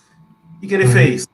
Não vou pagar agora, mas vou ter que pagar depois. Deixou o mercado rendendo pelo menos esses 2% ao ano. Quando chegou na hora de pagar, pagou o correto e sobrou um rendimento, sobrou um pouquinho de juros, tá certo ele? Os juros, o nosso maior problema é que a gente aprende que os juros são sempre ruins. Só vê o lado da gente pegando dinheiro emprestado e pagando juros. Mas eles podem ser muito úteis quando eles trabalham a nosso favor. Perfeito. O povo está gostando, recomendando, até pedindo mais, tá, Ronaldo? A gente planejar de fazer um outro tema aí. Aliás, é engraçado, isso tem sido muito legal as pessoas que nos acompanham, né? que gostam dos temas, e eu queria pedir assim, mandem para a gente até sugestão de temas, né, Padre Glenn? Porque muitas vezes a gente fica pensando nos temas, convidando as pessoas, mas já estamos há 2 semanas, que tem sido muito legal. Semana passada a gente teve a Dolores, essa semana o Ronaldo, a semana que vem vamos ter a Aline, né, com o Gilberto ajudando aí. É muito legal isso, que é uma coisa de trocar entre as pessoas da comunidade. A gente tem recurso entre nós que podemos, né, compartilhar, todo mundo ganha, né? Então, inclusive, sugestão de nomes de pessoas que poderiam ensinar aquilo que conhecem. Antes da gente encerrar, eu não sei se o Ronaldo falou, né? Mas o Ioiô fez uma pergunta lá atrás, né? 7 e 8. Ele falou assim: para ter uma conta em um banco digital, preciso ter uma conta em outro banco para depositar o dinheiro nele? Deixa eu explicar como que funciona. Banco digital funciona assim, como ele não tem uma agência física, ele é como se fosse um banco para você deixar o dinheiro lá e transferindo para uma outra conta. Então, sim, você pode ter conta em outro banco tradicional, que pode ser um outro banco digital, você pode ter conta em 2 bancos digitais, não tem problema. Em nenhum dos 2 você vai pagar tarifa para fazer isso. Porém, os bancos digitais, alguns deles, o Banco Inter, por exemplo, você tem um cartão de débito, que você consegue sacar nos caixas 24 horas, caso você precise do dinheiro em espécie. É que hoje em dia, poucas pessoas usam dinheiro em espécie, né? Hoje em dia é tudo eletrônico, então o banco digital normalmente ele atende às necessidades por isso, porque com ele você consegue transferir dinheiro para outras pessoas, pagar boletos e receber dinheiro também de outras pessoas. Então, tudo que você faça de forma eletrônica, você faz sem o menor problema. E se você precisar sacar o dinheiro em espécie, normalmente tem um cartão de débito. Você consegue sacar nos caixas 24 horas. Eu tenho conta no Nubank, mas como eu nunca usei, não tenho certeza se o Nubank tem a função de débito. Eu sei que ele tem a função de crédito. O Banco Inter, eu sei que tem a função de débito. O Banco Inter, você consegue sacar dinheiro no caixa 24 horas. Eu não sei se o Nubank também oferece esse serviço. Bom. Aliás, deixa eu aproveitar a questão técnica, né? Tem gente usando cartão de crédito e não ativa a questão de pontos, né? Que é um benefício que o cartão tem, né? De acumular pontos, que às vezes troca por produto. Então, quem não ativou os pontos do seu cartão é uma boa dica, que um dia chega a surpresa. Tenho tantos pontos, posso comprar coisas. Pois é, e isso aí é importante também a pessoa se atentar com expirar os pontos, né? Não deixe os pontos do cartão morrer. Cada cartão tem a sua regra, e aí eles às vezes valem por 1 ano, valem por 2 anos, enfim. E aí você às vezes consegue trocar os pontos do cartão por um brinde, alguma coisa que não seja... Leonardo, meu amigo, e Paula estão confirmando que o Nubank tem a função débito, sim. Então, no Nubank também você consegue sacar dinheiro. Perfeito. O Nubank vai ganhar uns clientes essa noite, pelo jeito, hein? Pois é. Podia patrocinar a nossa live, né? Eu vou começar a pedir isso nas transmissões. O Merchan agora aqui vai ser cobrado, né? Vai ter que ter Vamos todo mundo copiar esse link e jogar na página do Nubank. Fala, os caras estão o tempo inteiro lá, dá uma moral para a paróquia. Mais um dinheirinho, melhor para nossa paróquia. Essa brincadeira vale a pena. Isso para a paróquia. O nosso vídeo fica no... Nossa senhora, fugiu. No YouTube da paróquia. E Facebook também. Compartilhem com o Nubank. Pergunta se eles não querem patrocinar o nosso bate-papo, a reforma da igreja, qualquer coisa. Gente, obrigado. Todo sábado a gente está aqui com um tema e esse clima de bate-papo, né? Fica lá disponível e estamos aceitando. Mandem, né, nos e-mails da gente, né, para o Gilberto, para Pascom, né, para o Padre Grande, para a paróquia, para o meu, ideias de bate-papos, de temas que interessariam e a gente tenta correr atrás. O Ronaldo não quer passar aí, Ronaldo, o seu endereço lá no YouTube? Você tem um canal também, né? Eu tenho um canal no YouTube, embora esteja um pouquinho parado lá, mas eu pretendo voltar a postar vídeos. O nome do canal é Investindo com Sabedoria. E aí vocês podem acessar lá. Já tem, inclusive, alguns vídeos, inclusive, de muitas coisas que eu falei aqui, às vezes um pouquinho mais detalhados, explicando, inclusive, alguns produtos que eu não citei aqui. E aí, se vocês tiverem a curiosidade, vocês podem acessar lá, Investindo com Sabedoria. Curtam o vídeo, né? E se inscrevam no canal do Ronaldo, no canal da Paróquia. Se inscrevam no canal, exatamente, isso é importante. É importante para quem tem esses canais no YouTube, né? O curtir e o se inscrever no canal é muito importante, aí dá um ganho aí para as nossas transmissões. Ok. Gente, obrigado, boa noite, até sábado a gente volta. Obrigadão. Boa noite, obrigado pelo convite.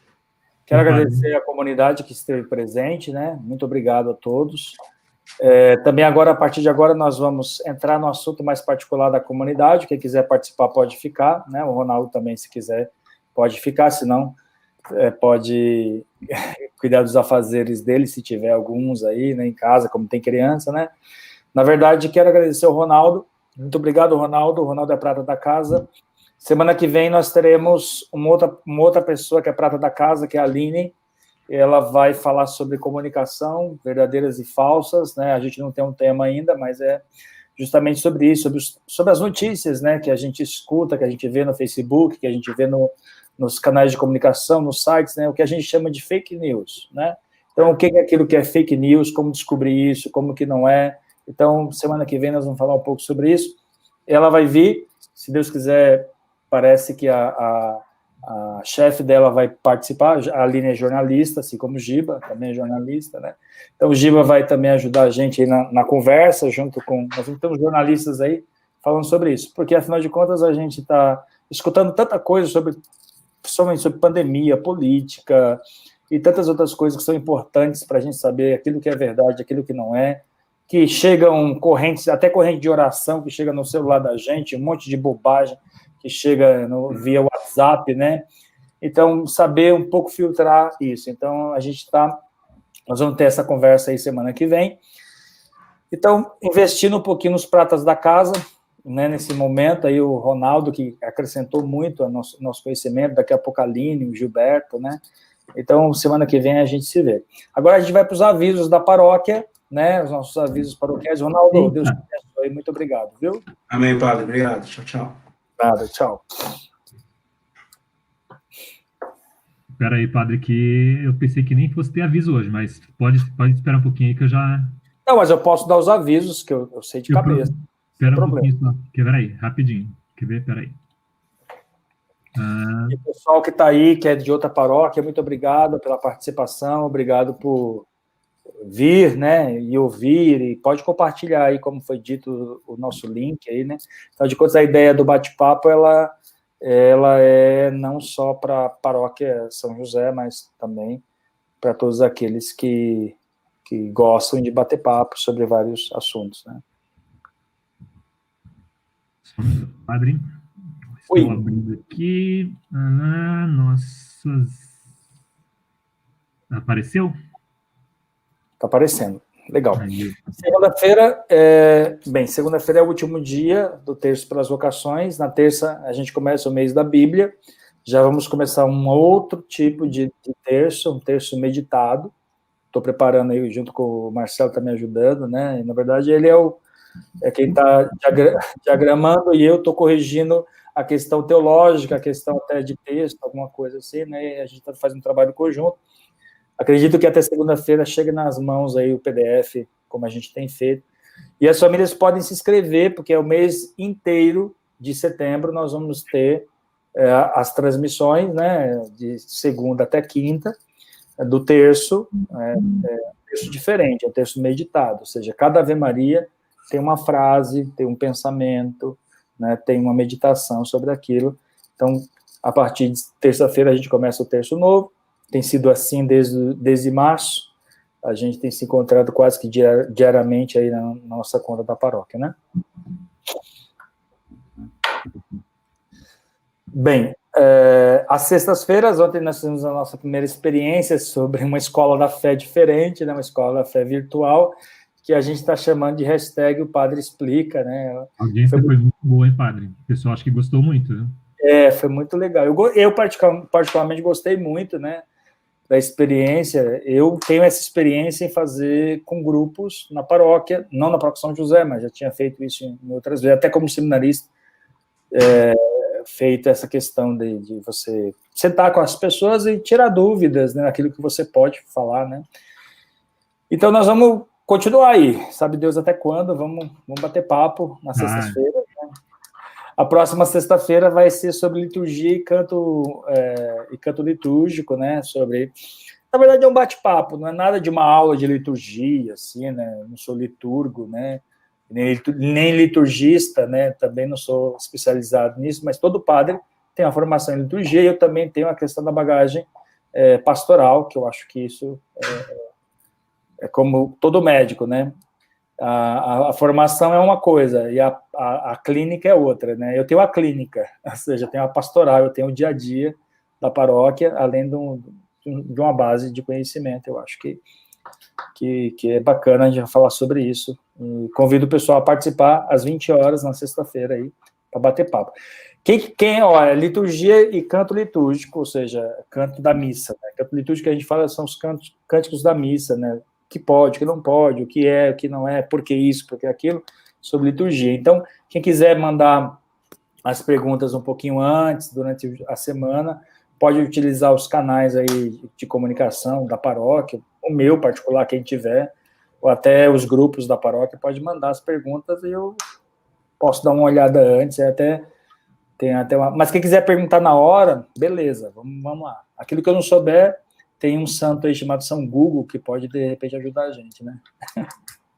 E de acordo com o tema também, né, padre, a gente pode fazer esse esquema que nem a gente faz, igual a gente faz nos sábados, né, colocar alguém participando conosco, né, um especialista, né.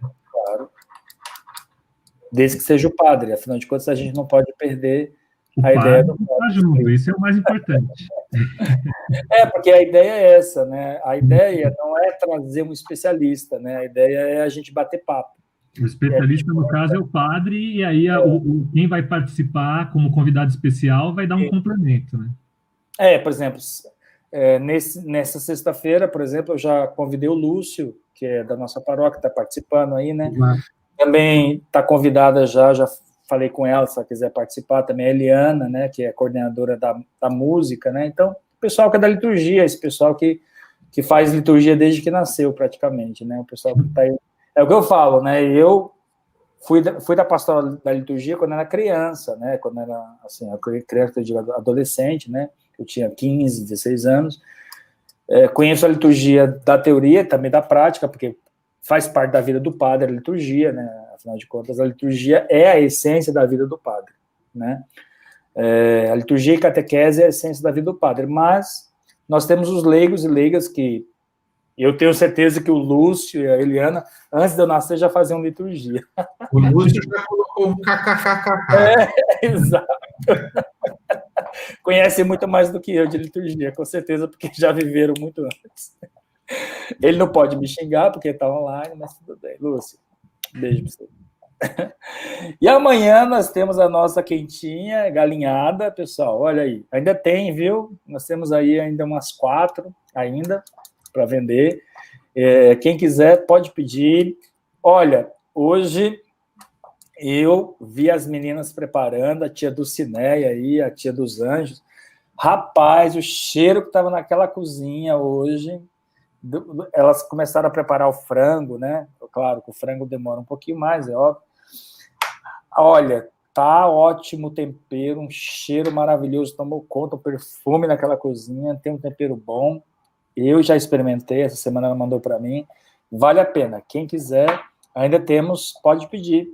Tá? Custa R$20 a quentinha e 25 com a sobremesa, que é o mousse de chocolate. Olha, quem fez os pedidos, está pedindo assim, padre, eu quero uma quentinha. Eu estou entendendo que não quer a sobremesa, tá? Então, quem está pedindo, padre, eu quero o combo. Aí eu estou entendendo que quer a sobremesa, a quentinha mais a sobremesa. Então, se alguém escreveu só quentinha, dá uma olhada lá no pedido que fez, mas que quer a sobremesa, ainda dá tempo de pedir, tá? Então, se apressa lá a olhar, estou vendo assim, porque a gente está acostumado com essa linguagem, afinal de contas, nós estamos vendendo as quentinhas aí desde que começou a pandemia, né? Então, quem quer o combo, eu já entendo que é sobremesa mais a galinhada e salada, custa R$25. Agora não dá mais tempo de pedir, mas tinha a possibilidade de pedir a sobremesa grande. Agora não dá mais tempo, que a Thaís não consegue fazer. Mas agora, né, de hoje para amanhã, não consegue mais fazer. Mas ainda dá tempo de pedir só a sobremesa, que é o mousse de chocolate, custa R$7. Que muito me interessa. Muito te interessa. Muito bem. Chocolate. Veja se a Paula pediu o mousse, tá? Lógico. Muito bem. E as nossas missas dominicais, agora, o Giba não está sabendo disso, o pessoal da Pascou também não está sabendo, né? Em setembro nós vamos ter 2 missas, tá? Já combinei com o pessoal Mas, assim, uma missa é transmitida, essa missa das 10 ficou acertado disso, a gente pode ter 4 missas no final de semana, a missa das 10 será transmitida ao vivo pelas redes sociais. Então, a partir do dia 6 de setembro, teremos missa também às 18 horas, no domingo. Então, missa às 10 e missa às 18. Então, vocês que se inscreveram, estão se inscrevendo para, por exemplo, participar das missas presenciais, às 10 horas, podem começar a se inscrever para a missa das 18. Lembrando, não é este domingo, hein? Ó, fica atento. É domingo que vem, ou seja, próximo dia, o 8, dia 6 de setembro, aí nós vamos começar as missas. Mas lembrando que às 10 horas é transmitida a missa, será transmitida pelos canais do YouTube e o Facebook da paróquia. E a gravação fica disponível. Exato. Qualquer hora. Lista de curtir o vídeo e se inscrever no canal. Isso, como qualquer coisa que a gente tem feito ultimamente, né, pelo YouTube, a gente tem feito, então tudo fica gravado em pastas, os vídeos ficam lá, inclusive o bate-papo de ontem, né, o padre explica de ontem, tá lá, quem não viu, de repente pode ver e de repente sugerir também alguns temas que a gente pode falar. Pois é, a gente estava falando aí o Ronaldo estava falando das questões financeiras, né, todas, né, de como fazer isso, fazer aquilo outro, né, tem esses bancos digitais, nós temos esses aplicativos que têm facilitado bastante as pessoas que não podem sair de casa, né, pode baixar esse aplicativo chamado PicPay e fazer a sua consagração da oferta, do dízimo, fazer também o pagamento da quentinha, fazer o pagamento das máscaras, fazer qualquer forma de pagamento. As pessoas têm perguntado assim, padre, eu pedi a quentinha, vai entregar aqui, eu posso já consagrar meu dízimo? Pode. Pode ser tudo no mesmo cartão? Pode, né? Desde que você, quando a pessoa chegar para entregar, por exemplo, a quentinha, ou chegar para entregar a sua máscara, que a gente também está entregando as máscaras para aqueles que não podem sair de casa, né? A pessoa chegar para entregar, por exemplo, que mais? A liturgia diária, né? Eu quero no cartão aqui pagar, consagrar meu dízimo e pagar essa coisa que eu comprei. Ok. Não esquece de avisar para a pessoa que vai chegar e te entregar, olha, estou consagrando tanto e tanto, claro, batendo tanto do valor, que é importante. A mesma coisa no PicPay. Não esquece de quando você mandar o comprovante para a paróquia, discriminar o que você está fazendo, o que você está... Estou consagrando dízimo, estou consagrando a oferta, estou pagando a quentinha, eu estou pagando a máscara, eu estou pagando a liturgia, a assinatura da liturgia diária, tá? Não esqueça disso. Como eu falei, a liturgia diária, o Elton transmitiu, eu não sei, acho que foi antes de ontem, foi na quarta, eu acho que foi o Elton que transmitiu, e ele fez uma continha super rápido, gostei, daí ele falou assim, olha, a liturgia diária vale muito a pena, se você pegar que ela é anual, por exemplo, né, ela sai 7 e pouquinho por mês, né, lembrando que ela, é só a liturgia do mês, quem compra a liturgia do mês, ela custa quase R$15. Então, é um bom investimento, a gente está falando de investimento, né, é um bom investimento você pagar a anuidade dela, porque ela sai metade do preço do que você compraria ela individualmente, né. Vale a pena, a liturgia diária vale a pena. Inclusive, agora, para esse mês de setembro, que é o mês da Bíblia, né, nós vamos incentivar as pessoas a lerem o evangelho, pelo menos o evangelho do dia, tá? E a meditar. Então, seria muito importante ter pelo menos a liturgia diária. Claro que o ideal é você ler a Bíblia, óbvio.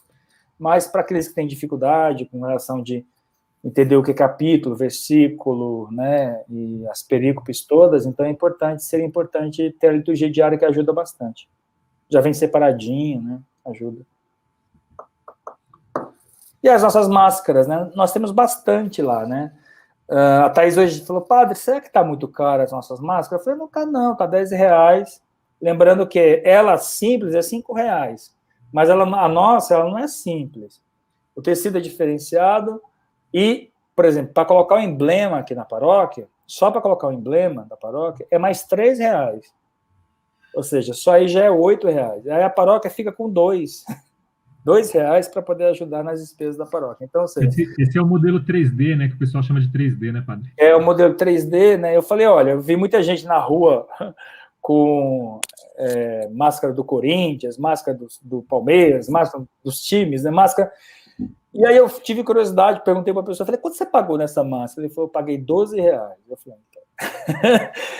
Porque não é simples, é caro. A gente chama silk screen, né? O nome dessa técnica que aplica no tecido, né? Isso não é barato, né? Então não é barato. Né? Então a nossa máscara está no mesmo valor que você compraria uma máscara. Bem, eu acho que até um pouco abaixo o valor, pela qualidade do tecido, pela qualidade da máscara e também pela aplicação do silk screen no tecido, né? E tem as duas finalidades, né, padre? Além de estar protegendo a si mesmo, está também ajudando a paróquia, né? Isso, exatamente. Exatamente. E é muito confortável, nossa. Tem que passar o dia inteiro com ela, que nem no domingo, no sábado, que eu tenho que passar o dia inteiro com ela, eu passo tranquilo, não me sufoca, não entra na minha boca, né? Que é aquela coisa de você respirar, entra na boca, ela é muito confortável. E aí nós temos o livro Os Operários de São José, né? É um livro que conta a história da paróquia, vale muito a pena. Você pode dar de presente. Eu olho para esse livro, eu acho que não sei se o Gibe e o Marcelo, que também trabalharam na confecção desse livro, né? De não é um filho, né? Para mim é um filho, é verdade. Agora, eu já plantei uma árvore, já ajudei a escrever um livro e já tenho filhos, então eu já posso morrer, né? Diz que é assim, né? Eu tenho filhos espirituais, né? Já ajudei a escrever um livro e já plantei uma árvore. Então, minha vida já tem sentido, né? Verdade, esse livro, ele agora, talvez as pessoas não deem tanto valor, né? Mas num futuro muito próximo, ele será um livro de catequese da paróquia São José Operário. Porque é assim que surgiram os evangelhos. Os evangelhos surgiram como... O que é o evangelho? O evangelho é uma cartilha de história. Por exemplo, as pessoas queriam saber quem é esse Jesus que as pessoas falam tanto. Então, vamos escrever sobre a vida dele. Então, quem é essa paróquia São José? Então, escrevemos sobre a vida dela nesses últimos 50 anos. Então, já pensou quando a paróquia estiver fazendo 100 anos? Pois assim, é. Aí pegarem esse livro e fizerem o volume 2, né? Sim, e os nossos netos, né, as pessoas que têm filhos, por exemplo, o César, quando tiver filhos, né, vai pegar esse livro da estante do Gilberto e falar, meu pai ajudou a escrever esse livro, né? Então, não é?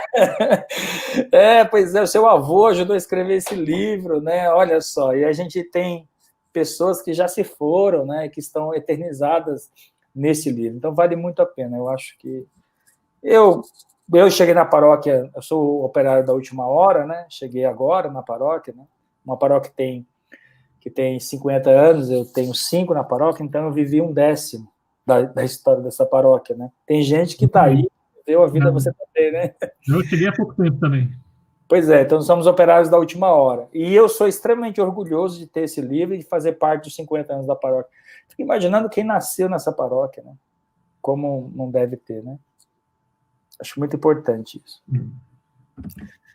E nós temos o São José com os operários, eu dizia isso, né? Acho que é legal falar disso. Né? A paróquia surgiu com os operários, ela é feita de operários e ela é para os operários. Né? Então, essa é a essência, a gente não pode perder a essência da paróquia. Né? É uma paróquia de operários e tentando facilitar a vida das pessoas com relação a essa dificuldade toda que temos vivendo na pandemia, né?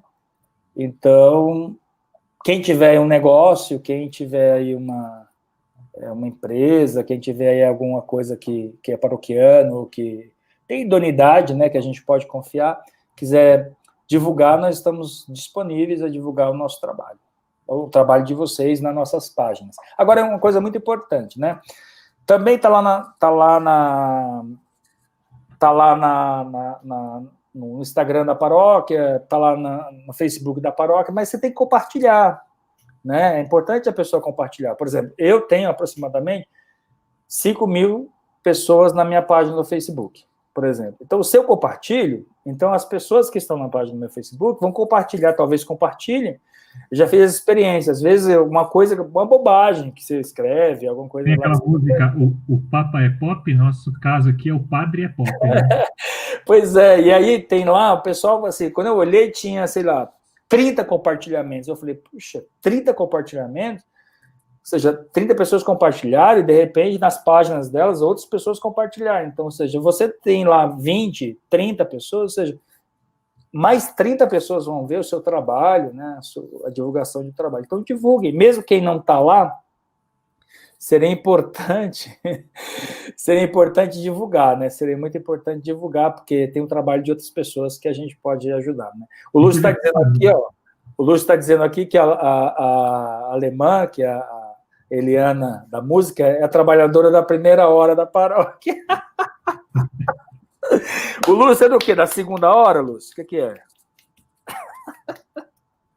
Quem não sabe, gente, do que a gente está brincando, é uma parábola do Evangelho de Jesus Cristo, que Jesus diz o seguinte: tem um homem que tem uma vinha, e ele começa a chamar trabalhadores para esta vinha, ou seja, o que é a vinha? A plantação de uva, né?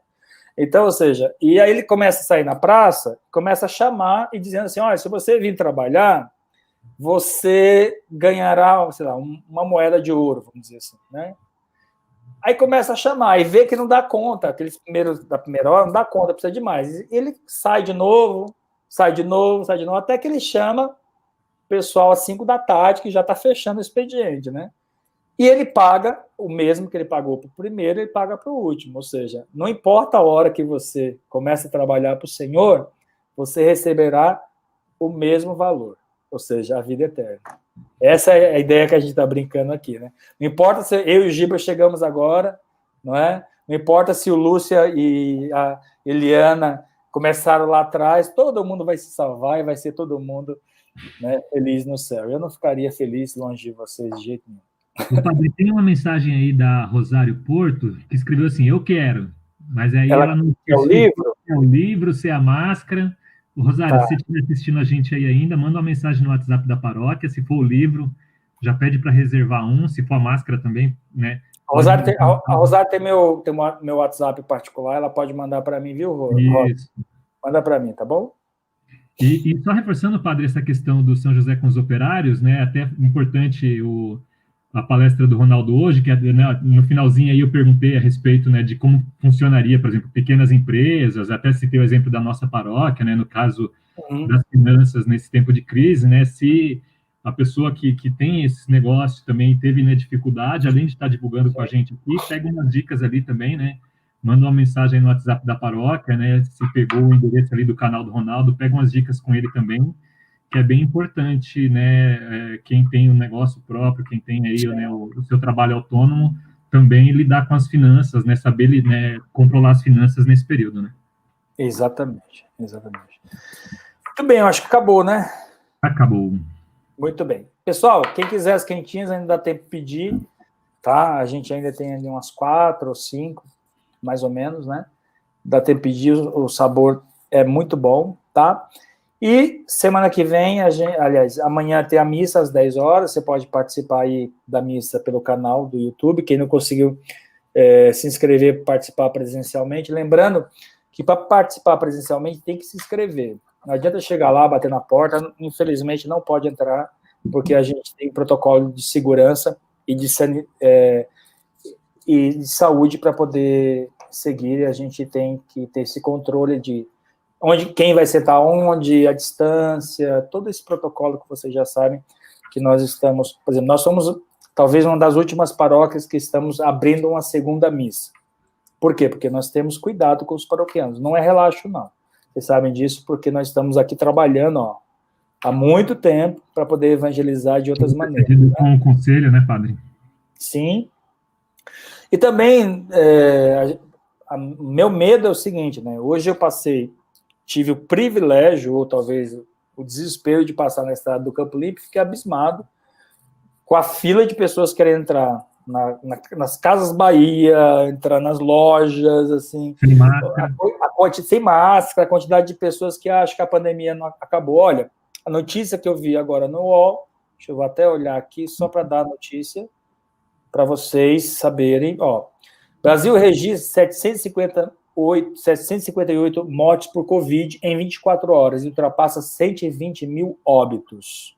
Segundo o governo, o país soma mais 41.350 casos confirmados da doença, chegando aí a muitos números estratosféricos, ou seja, mais de 3 milhões de pessoas que contraíram a doença. Gente, a pandemia não acabou. Tem muita gente morrendo, né? Então é muito importante lembrar disso. Então, espero vocês amanhã na nossa missa, participando da nossa missa virtualmente ou presencialmente, e segunda-feira, às 20 horas, começamos de novo a nossa maratona com o terço com as famílias. Você pode se inscrever para poder a sua família participar do terço desse mês da Bíblia, tá? Tem bastante vaga, e você pode se inscrever. Lembrando que é virtual, a gente, por exemplo, eu estou na minha casa, o Marcelo está lá na casa dele, o Giba está na casa dele, enfim, a gente está cada um aqui num canto separado. E é super simples, não precisa ficar com medo, né? Assim, é um link, você clicou, você já está ao vivo, é muito fácil, assim, e se tiver alguma dificuldade, a gente dá um suporte. Exatamente. Vamos receber a bênção, né? Agradeço, Gilberto, mais uma vez a dedicação, um beijo na sua família, tá? Marcelo, obrigado também mais uma vez. Obrigado às pessoas que participaram. O Senhor esteja convosco. Ele está no meio de nós. Desça sobre vocês, sobre vossas famílias, a bênção do Deus Todo-Poderoso no amor. Pai, Filho e Espírito Santo. Amém. Um beijo a vocês. Saúde e paz. Até amanhã. Tchau. Obrigado, pessoal. Até a próxima.